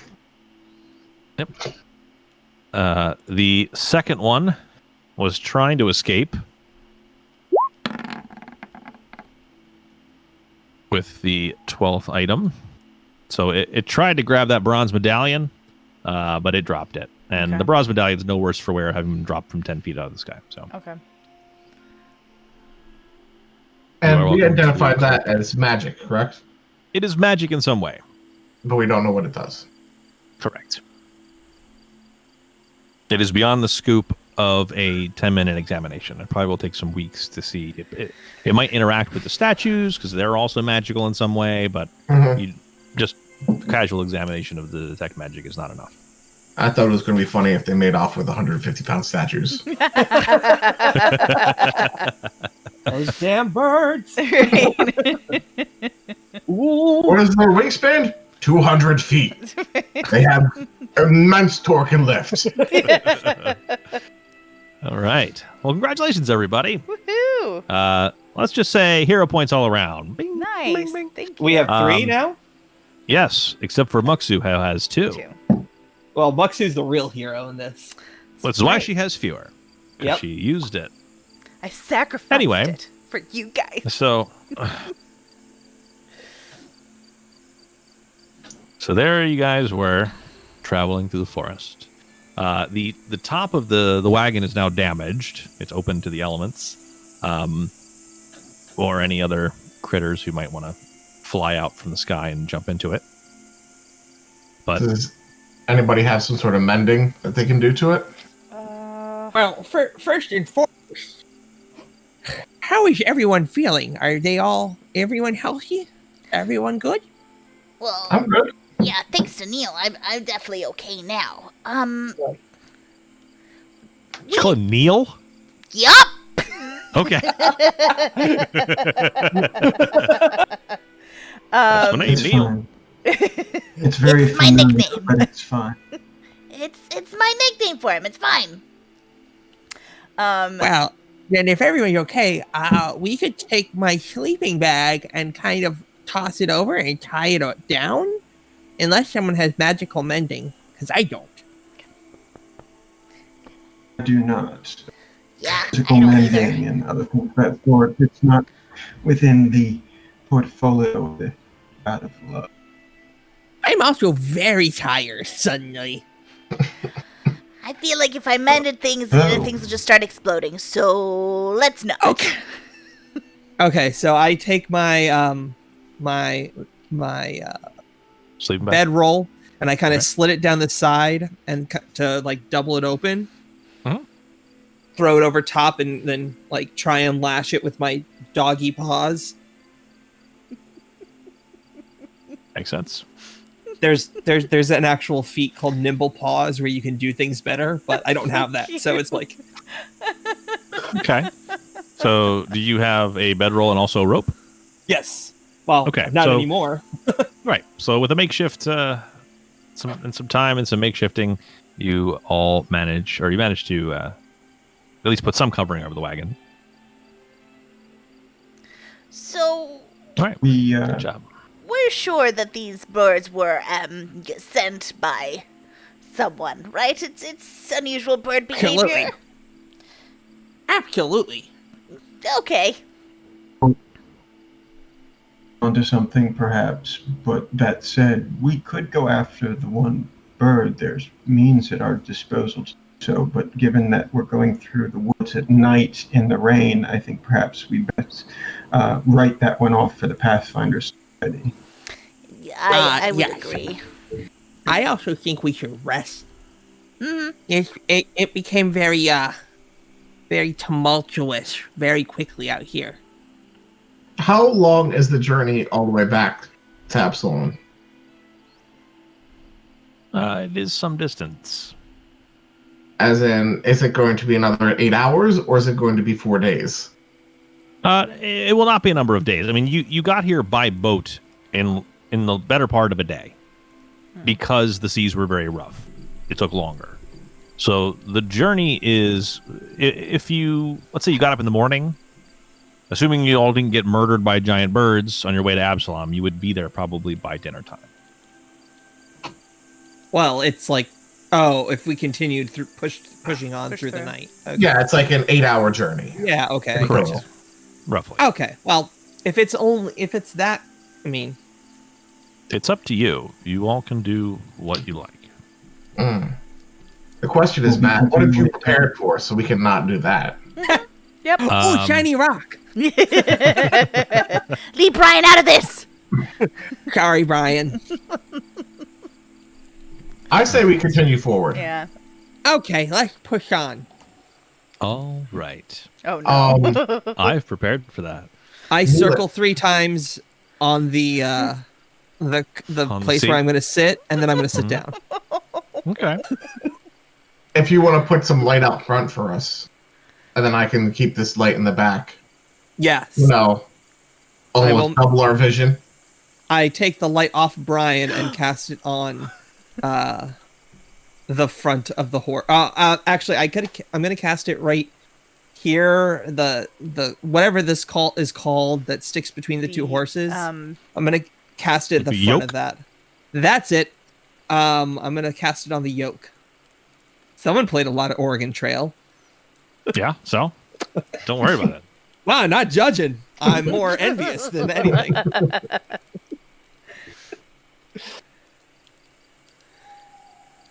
Okay. So it is So we'll cast push- upon the yoke. All right. So we're going to push through.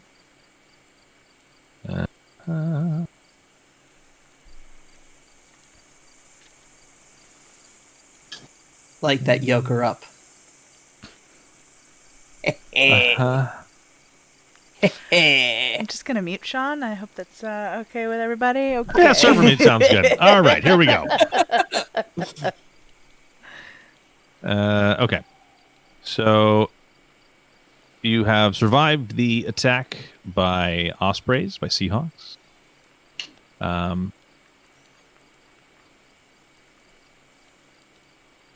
As you travel and push through, a bolt of lightning announces the resumption of the storm, and soon the road is again slick with mud. As the road narrows, the branches of the Immenwood's tall oaks almost enclose the road like a tunnel, providing some shelter from the wind and rain, but lowering the light level at which you can see. I mean, if it was daytime. Don't worry about that now. It's fine. The rain deadens the sounds of enraged animals slightly, although you still spot the occasional manic squirrel or enraged rabbit along the roadside. Your travel continues for about an hour. The rain funneling through the thick foliage of the Immenwood, falling in miniature waterfalls from the branches above. The animals seem to have quieted somewhat, with fewer enraged howls and unsettling cries echoing through the canopy. When suddenly, there is a creak, and as Muksu, make a perception check. Okay. So what is No that over pressure. there? Well, it's a branch, I think. Just looks I like a think it's a- branch. Well, since it's raining, it might be a drizzly bear. Get out! Oh my gosh! Okay, so just so everybody's clear, I did not tell Sean what adventure we were doing, so there could be like joke setup. This is on his brain. This is the thing that you've done. All right. Oh no. So as you travel through, you hear a creaking sound, and very suddenly and unexpectedly, since Muksu was apparently staring into Ahogo's eyeballs when this happens. One eye, the other one's drifting. Sure. Oh, A jeez. tree falls across the path, narrowly missing the front of the horses. However, you did not see it in time, so you will need to make a nature check to make sure that they don't freak out. Fuck. Am I able to do one as well, being in the front and typically that's Sure. my action? To help, yeah. Sure, absolutely. I'm gonna try to help if possible. I So rolled a Neil, 15. Neil, I you have can no make trust a. in your ability. Say that again. In a moment. There we go. Okay, so Ahogo does not help, but he doesn't hurt anything. There we go. And Neil, crushing it as always. Nice. Neil's horse has its eyes swiveling about in its head, like it's got googly eyes, but it's relatively calm. Muksu manages to barely keep the other horse under control, but no worse for wear. And just then, you hear Help. a sound that Ahogo finds very disturbing. And coming, bounding out Oh boy. of boy. the forest. Let's see if you can see them. Do you see that? No, but I also don't see the second light source. Yes, The one that was on the the yoke. yoke. I thought I should see yeah. everything, and I don't see what you're. Has to do. I don't understand. That token should have 300 feet of sight and 300 feet of light. Wait, did I take you with me? I didn't take you with me. That's why. Okay, Oh boy. that makes more No. sense. Sorry. My bad. Now I'm very angry. Now that I can see what you're talking about. Cousins? Yes. So those are not enormous squirrels. Ah. Damn.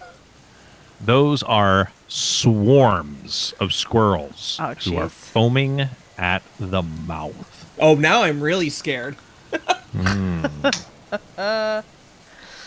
But before we get into this, it's roughly 4:10. I think it's time for a break.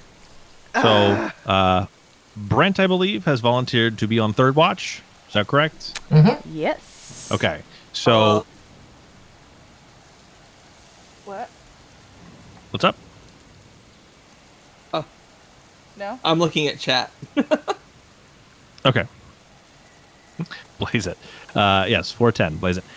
So, we're going to take a short break. We'll say 4:15. We'll be back.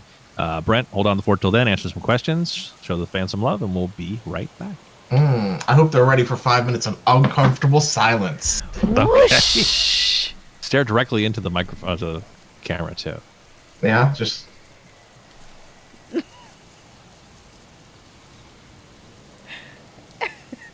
Hello. Do we have any questions, Escapist?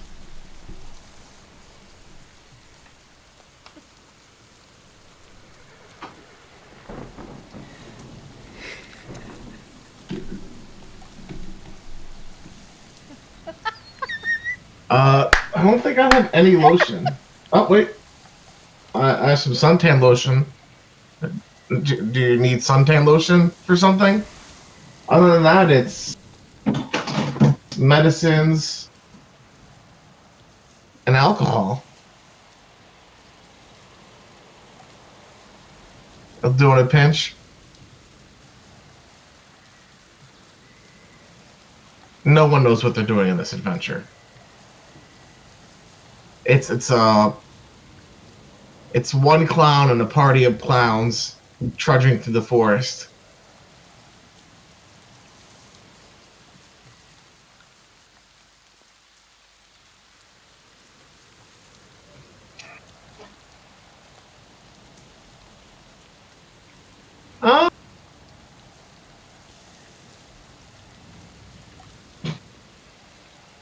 I would say Liberty's goal in this mission. He doesn't really have that many goals. If you were here for the first adventure, Flibbity was an invention from Matt's imagination when I failed a roll to gather knowledge, and I thought one of the leaders of the Pathfinder Society was Flibbity Gibbet the Clown. When I was bringing into a skill-based character, I thought a bard named Flibbity Gibbet would be fun. Thanks for the 100 bits. Of course he has paintings of sad clowns. He has in his backpack at least 3 different types of paintings. Some are sad clowns, some are clowns playing poker, and then he has clowns in a diner as well.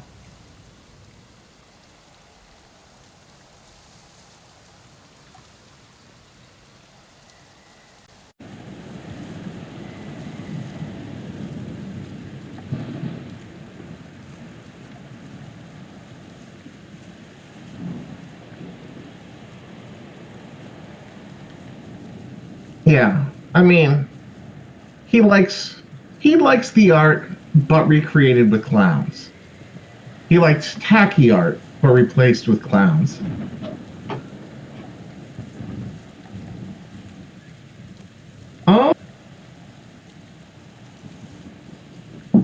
I mean, I'm definitely more comfortable with normal Pathfinder, as I played it for like 10 years.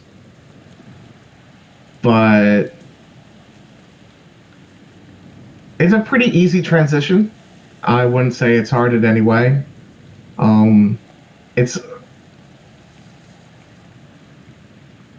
both of them. You have to play to get used to the finicky rules that both systems have. It's just one of the things is like, I know first edition so much better because I have 10 years under my belt. If I had 10 years playing 2E, it'd be just as comfortable.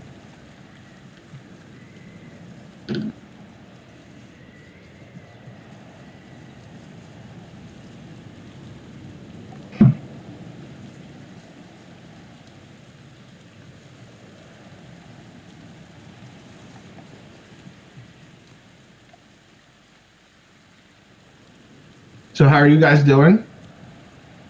Everybody having a good weekend or a good Saturday?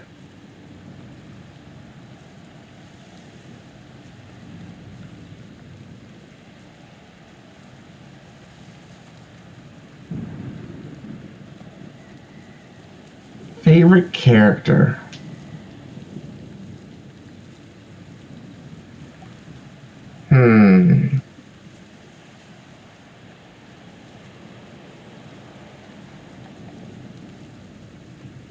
I would have to say it's probably the pug or the monkey goblin.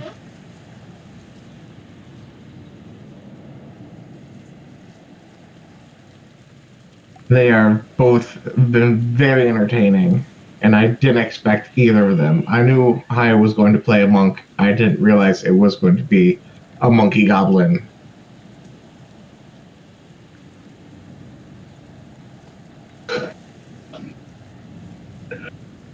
Well, keep us up to date on your bathroom adventures, Escapist.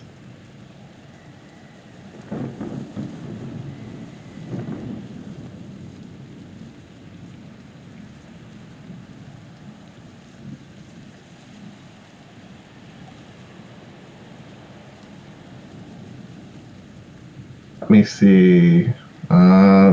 Everybody's not back yet, so...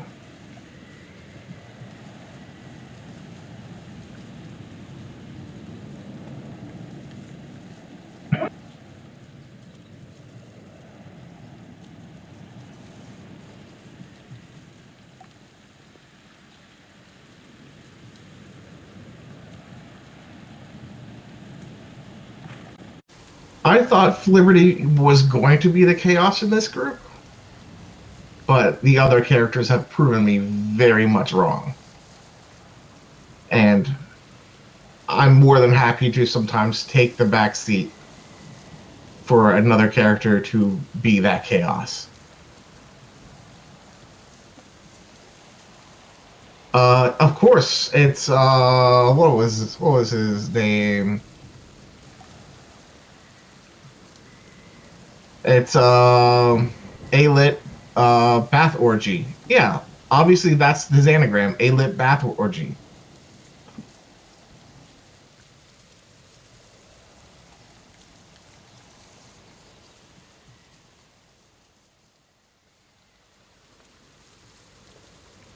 I think we're all good. So yeah, we're gonna come on back and finish this up, this Squirrel Swarm adventure. Yes, if you're looking for this adventure to play it yourself, it's definitely the Squirrel Swarm Adventure. Yeah, Squirrel Swarm Adventure by Paizo. It would not be Okay. the weirdest named event that I've seen them put out. No, definitely That's not. very fair. Before The we Weeby Goblin stuff is always good. Yeah, Weeby Goblins is always good. Absolutely. Okay. So, there you were. A tree has fallen in front of your wagon. You narrowly managed to not get the horses' heads taken off and stop them from spooking. But now there are these rabid, chittering squirrels coming out of the forest at you.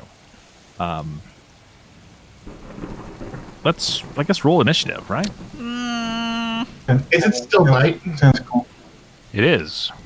Because the light effects aren't on my screen. Oh. That's fun. Are you all hearing night music? what? Are you all hearing crickets and things in the background? We aren't. No. But if I listen to it through the Twitch app, I Yes. can. Okay, great. Well, then I will take Sirenscape over. Okay. I will turn it off. Try. We'll see. Okay. You Sorry. out there in Twitch land, tell us how this is working. Yes. Also, if it's too loud or not. Okay, so are the lighting effects correct now? Yes. I have my light. I don't have the yoke light. I have both. Wait a minute. There. There you go. That works.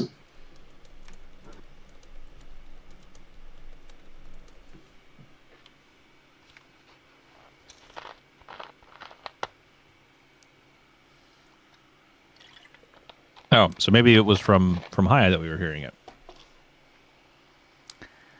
I will turn it back on. We'll figure this out Eventually. someday. All right, let me do the thing I do best, which is to roll dice. Perfect. Hey! Got to say that every time. Oh, boy.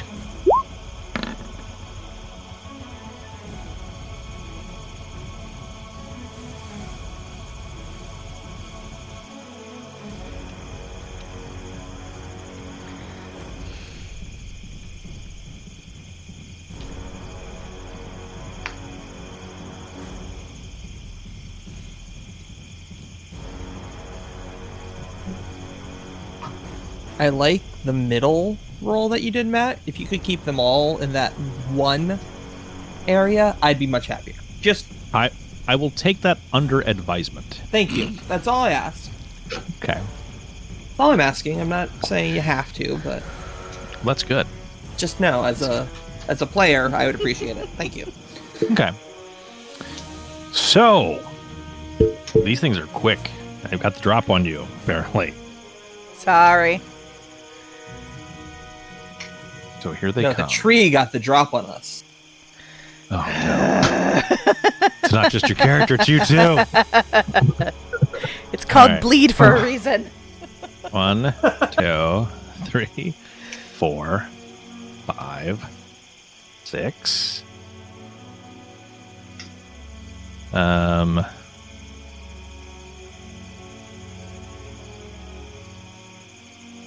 Escapist has the best suggestion for all of us. Yes, We need to protect our nuts. indeed. Okay, and then the swarm just envelops Ahogo and Neil. Oh no. Oh no!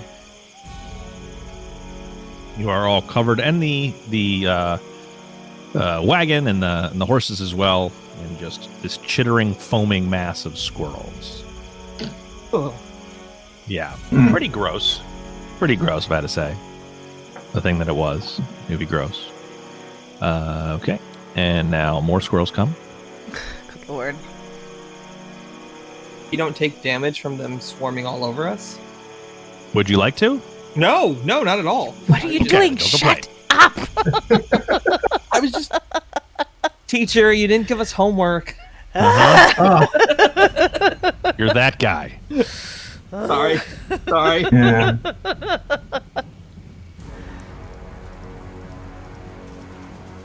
Okay.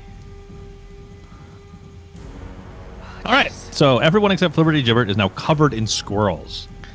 Foaming, Mm. clawing, chittering squirrels. I'm barking a lot. Kneel it, you're up.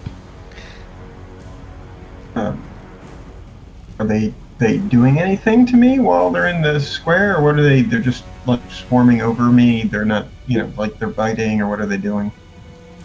They are definitely foaming, they're hissing. You get the impression that they are not friendly.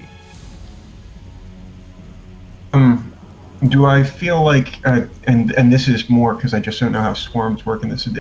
Do I Sure. feel like using my shield blocking action is actually going to be useful at all to try to brush some of these out, or is that kind of useless in this type of situation? So, raising your shield. So, first of all, you do not have shield block. You can raise your shield as an action, and it will raise your AC. Shield block is a feat that you can take. Some characters get it for free, but as a cloistered cleric, Neil, it would not have it. That doesn't stop you from using a shield. You just can't use like the thing which will do damage reduction. Right. That being said, And okay. I'll say you do not think that. I mean, they're all over you, like raising your shield, like they're behind your shield, they're crawling up the up the legs of your trousers and in your robes. They're just like everywhere. So you get the impression that if they had more time between they ran out of the forest and got on you, they probably would have bitten you. So giving yourself more AC probably wouldn't help, but either getting away from them was probably your best defense.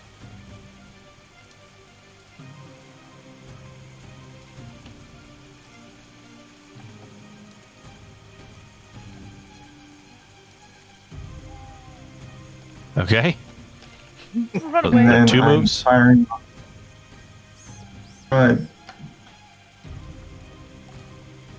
What's that, Pete?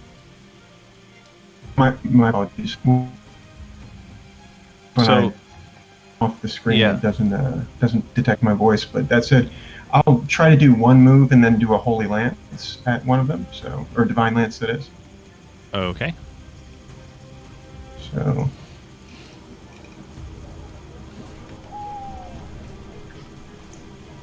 We'll move to there and then fire it off. Okay.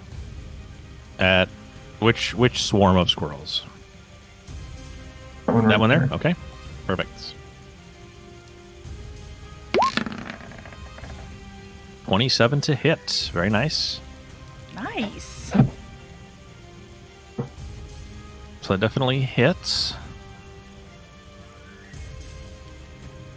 And it's... What is it? Human Divine Energy. So what part of your alignment are you using to hit them? Guess me one I'm of your... good.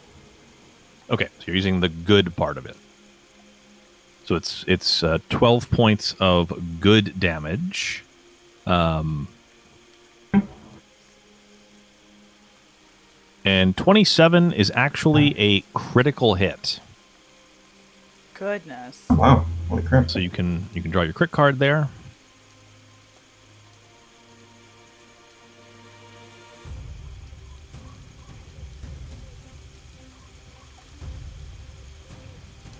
All right, what do we got?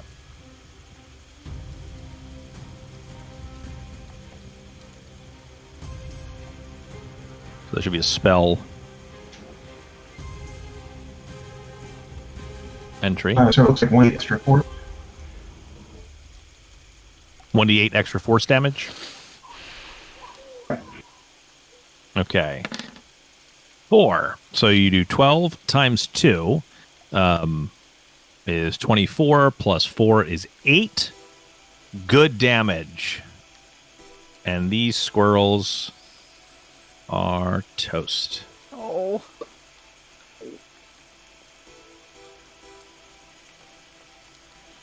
All right, good turn. Muxu, you're up. Muksu will take a step back away from the swarm. So you're going to climb. You have to get up and then climb up on the wagon to do them. And this is like a covered wagon, so there isn't really anywhere to go backwards. Off of the wagon. Okay. And they will also start attacking. I will take my second action to do Flurry of Blows once more. Okay. So, first one is a 15.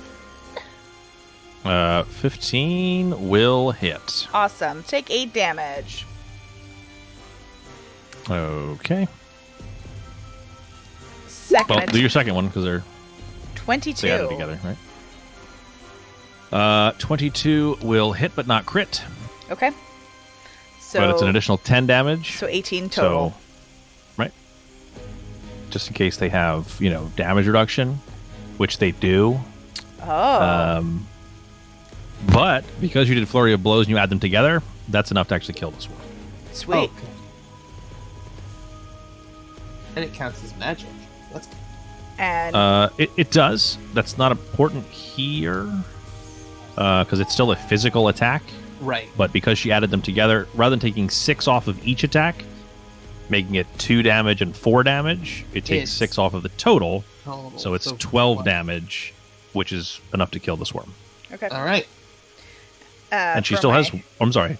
They still have one action left. Well, yeah. For my last action, I will unsuccessfessly try and calm the horses. I'm going to eat you guys up with ketchup. You guys are delicious. I'm guessing with a 12, I don't. Yeah, 12's not. They're not super interested. I mean, you got enough before that they're not going to freak out, but yeah, definitely being covered in rabid squirrels wasn't the greatest thing for them. Right. Good thing you punched them all off. Right. That's right. Just rapidly punching. Pow, pow, pow, pow. Yeah, I feel like he would be like all right. rapidly punching, just like flinging them off as well. All right, Ahogo, you're up. Okay, so do I sense that there are still creatures around? I don't know. Make a perception check. That's what that's for. Ooh, fancy. Everything's in action now. Perceiving with a 12, so I don't know. I'm guessing. You're pretty sure there are other animals in the woods. Okay, But you hear more of the same noise coming from the woods. Great. So I go, "Grr," and I cast light on. Well, Light is a touch spell, or it has a range of touch. Yes, it does. oh, that sucks. It always has. Never put it on things. Gross. That's why I got sling bullets. So I Yeah, can toss them out there. fair Mhm. enough.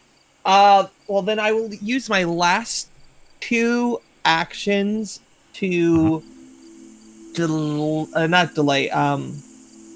Ready? Ready a spell. Can I do that? What spell are you readying for what condition? I am going to ready Flaming Sphere Okay. for if I see more rabid squirrels. Okay. Done. Full Liberty Gibbet, you're up. Well, now that we've taken care of all these squirrels here, I'm going to stop composing the one song I was creating.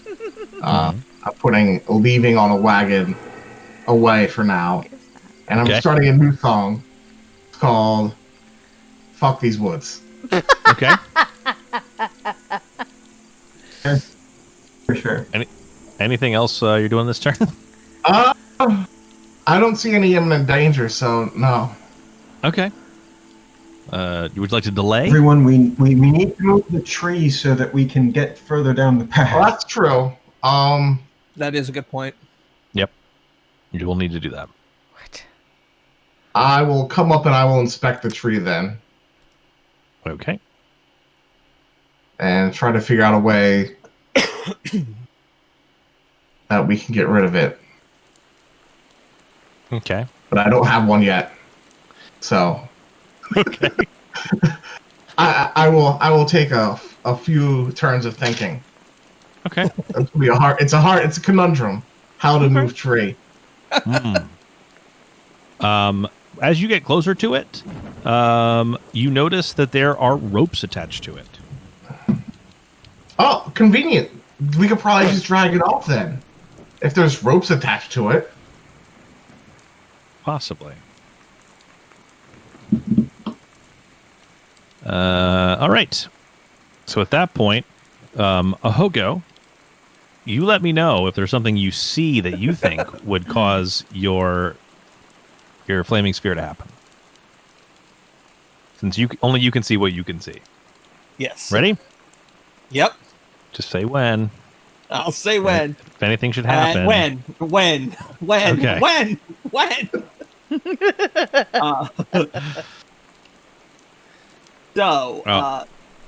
Hang on. I need to make sure you're within range of that. There. Nope. You can keep moving forward. Okay. There you go. Now when? Okay. Because I can only shoot at 30 feet. So, I put a flaming sphere in this square.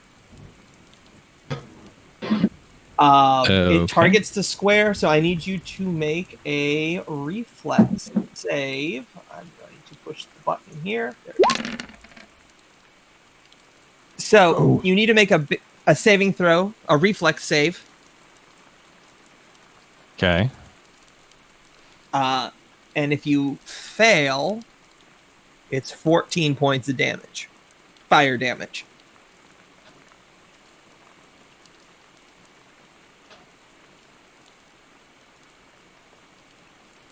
Crap.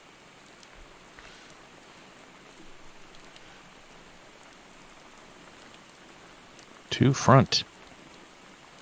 Okay. I don't know what's going on with tokens. Whatever. It's there. Flaming sphere. First appears. Must have reached saving throw.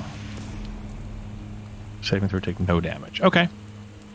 Alright. So reflex for them. Got it. Just roll like 15 is a fail. Not enough. Nope. Yep. So you take 14 points of fire damage as I bark. All angrily. right. So, Neil, what you see is this carpet of foaming, frothing mouths and teeth swarming out of the darkness. And as they're like leaping toward you, this ball of flame appears and they just immolate as pieces of flaming squirrel fly by and hit your tunic and fall off. But they are destroyed. It's a close one. Yeah.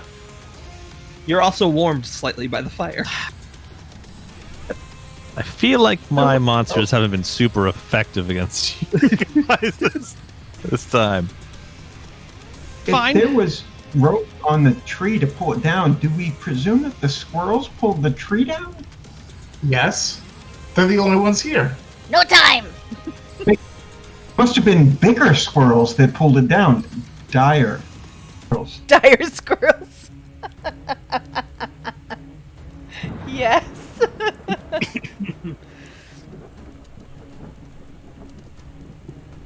Indeed. Okay. So, what's next? What are you guys doing now? As far as going to go after a while. Are we still in? Oh, are we? Yeah, are we still in combat? Because I can keep concentrating to keep it. No, you're not. Okay. Unless you want to be. Okay. No. Would you like to murder each other? I say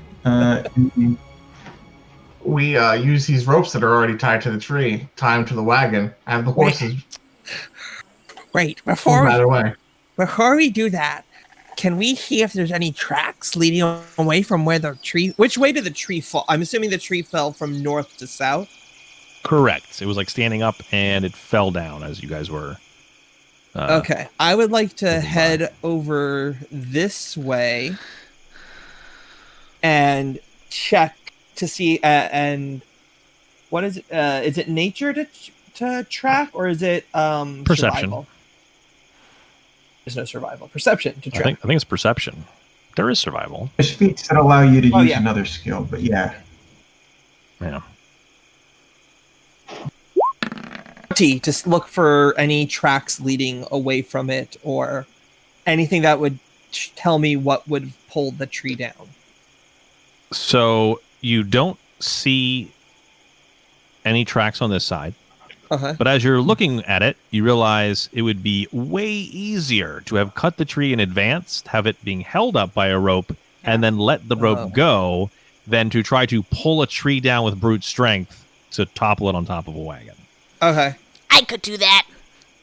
So then I'm going to wander this way. And do you want me to do another perception over here? Yes. 13. You don't find anything other than your tracks and Liberty's and general animal tracks here and there, but nothing that would suggest any of them were laying in wait with a tree.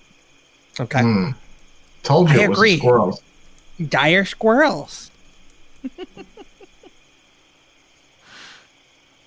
So it will take roughly an hour for you to haul this tree out of the way. so that you can continue back upon your journey. What if it was Ewok? What's that? Yeah, I don't know what those are. So, go ahead. For you, my casting friend, how many more rounds do you have on that flaming sphere, and can you just run that along the tree? And just Oh, yeah, I can keep it going as a concentration spell. I spend 1 action to keep it burning. Oh, so it's I can- raining, so that's probably I don't know. Not the And best. it's wet wood. Yeah. Mhm. Smoke a lot. So, Mm. so I'm gonna. I mean, I am definitely not the strongest here. I okay. I'm going to cast guidance on Mukzu as they try and pull it out of the way to give him a +1. Okay. And because it's my bardic ability, I pull out the kazoo to give you the bonus. Good lord. Great. So do I roll Hey. athletics to try and yank it? You were going to say something. It just takes an hour. So between the 4 of you, Muksu is strong, and the rest of you are also there. You can take an hour to take the tree off the road, assuming you don't have levitate or anything like that to just pick it up. How many bulk is the tree?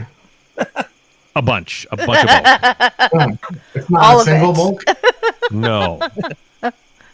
All the bulk. So Brent. while we're- all of 30. it. While we're doing that, of course, Ahogo is going to try and keep everyone's spirits up, going, "Hey, Mukzu, what's the difference between a horse and the weather? I don't know, Hogo. What's the difference?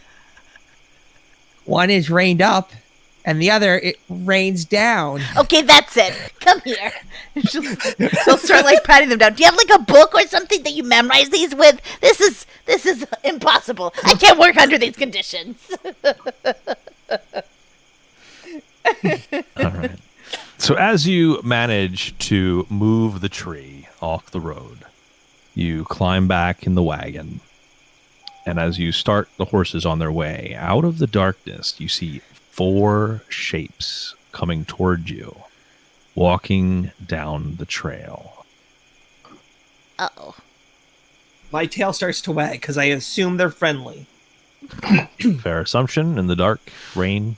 Mm. How could they not be? Hello there?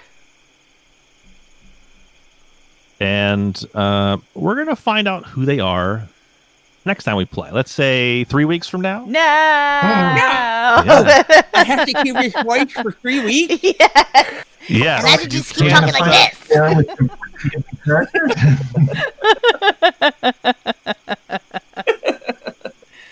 Crazy pants. All right. So before How we we go, know has anybody figured out what Neelit's name is an anagram for?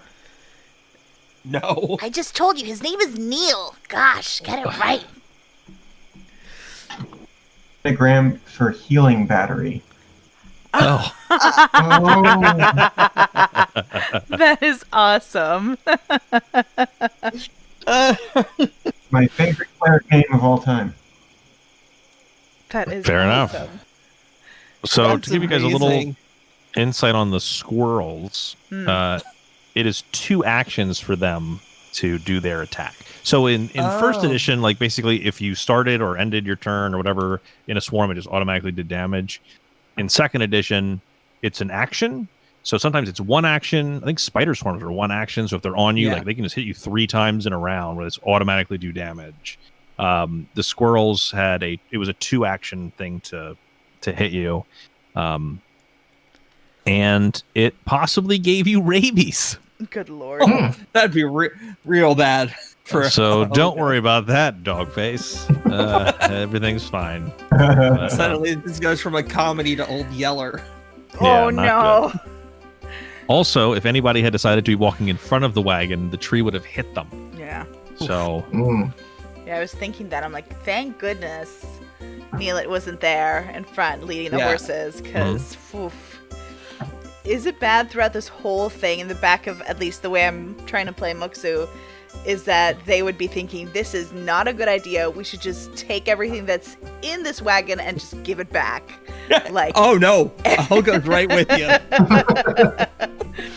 this is So overall, I think that for the majority of our characters, we would have been like, is this a great idea? I don't know. I really but kind of like scared to like bring it up to the rest of the party just in case. That's Well, I I'm gonna really- give you.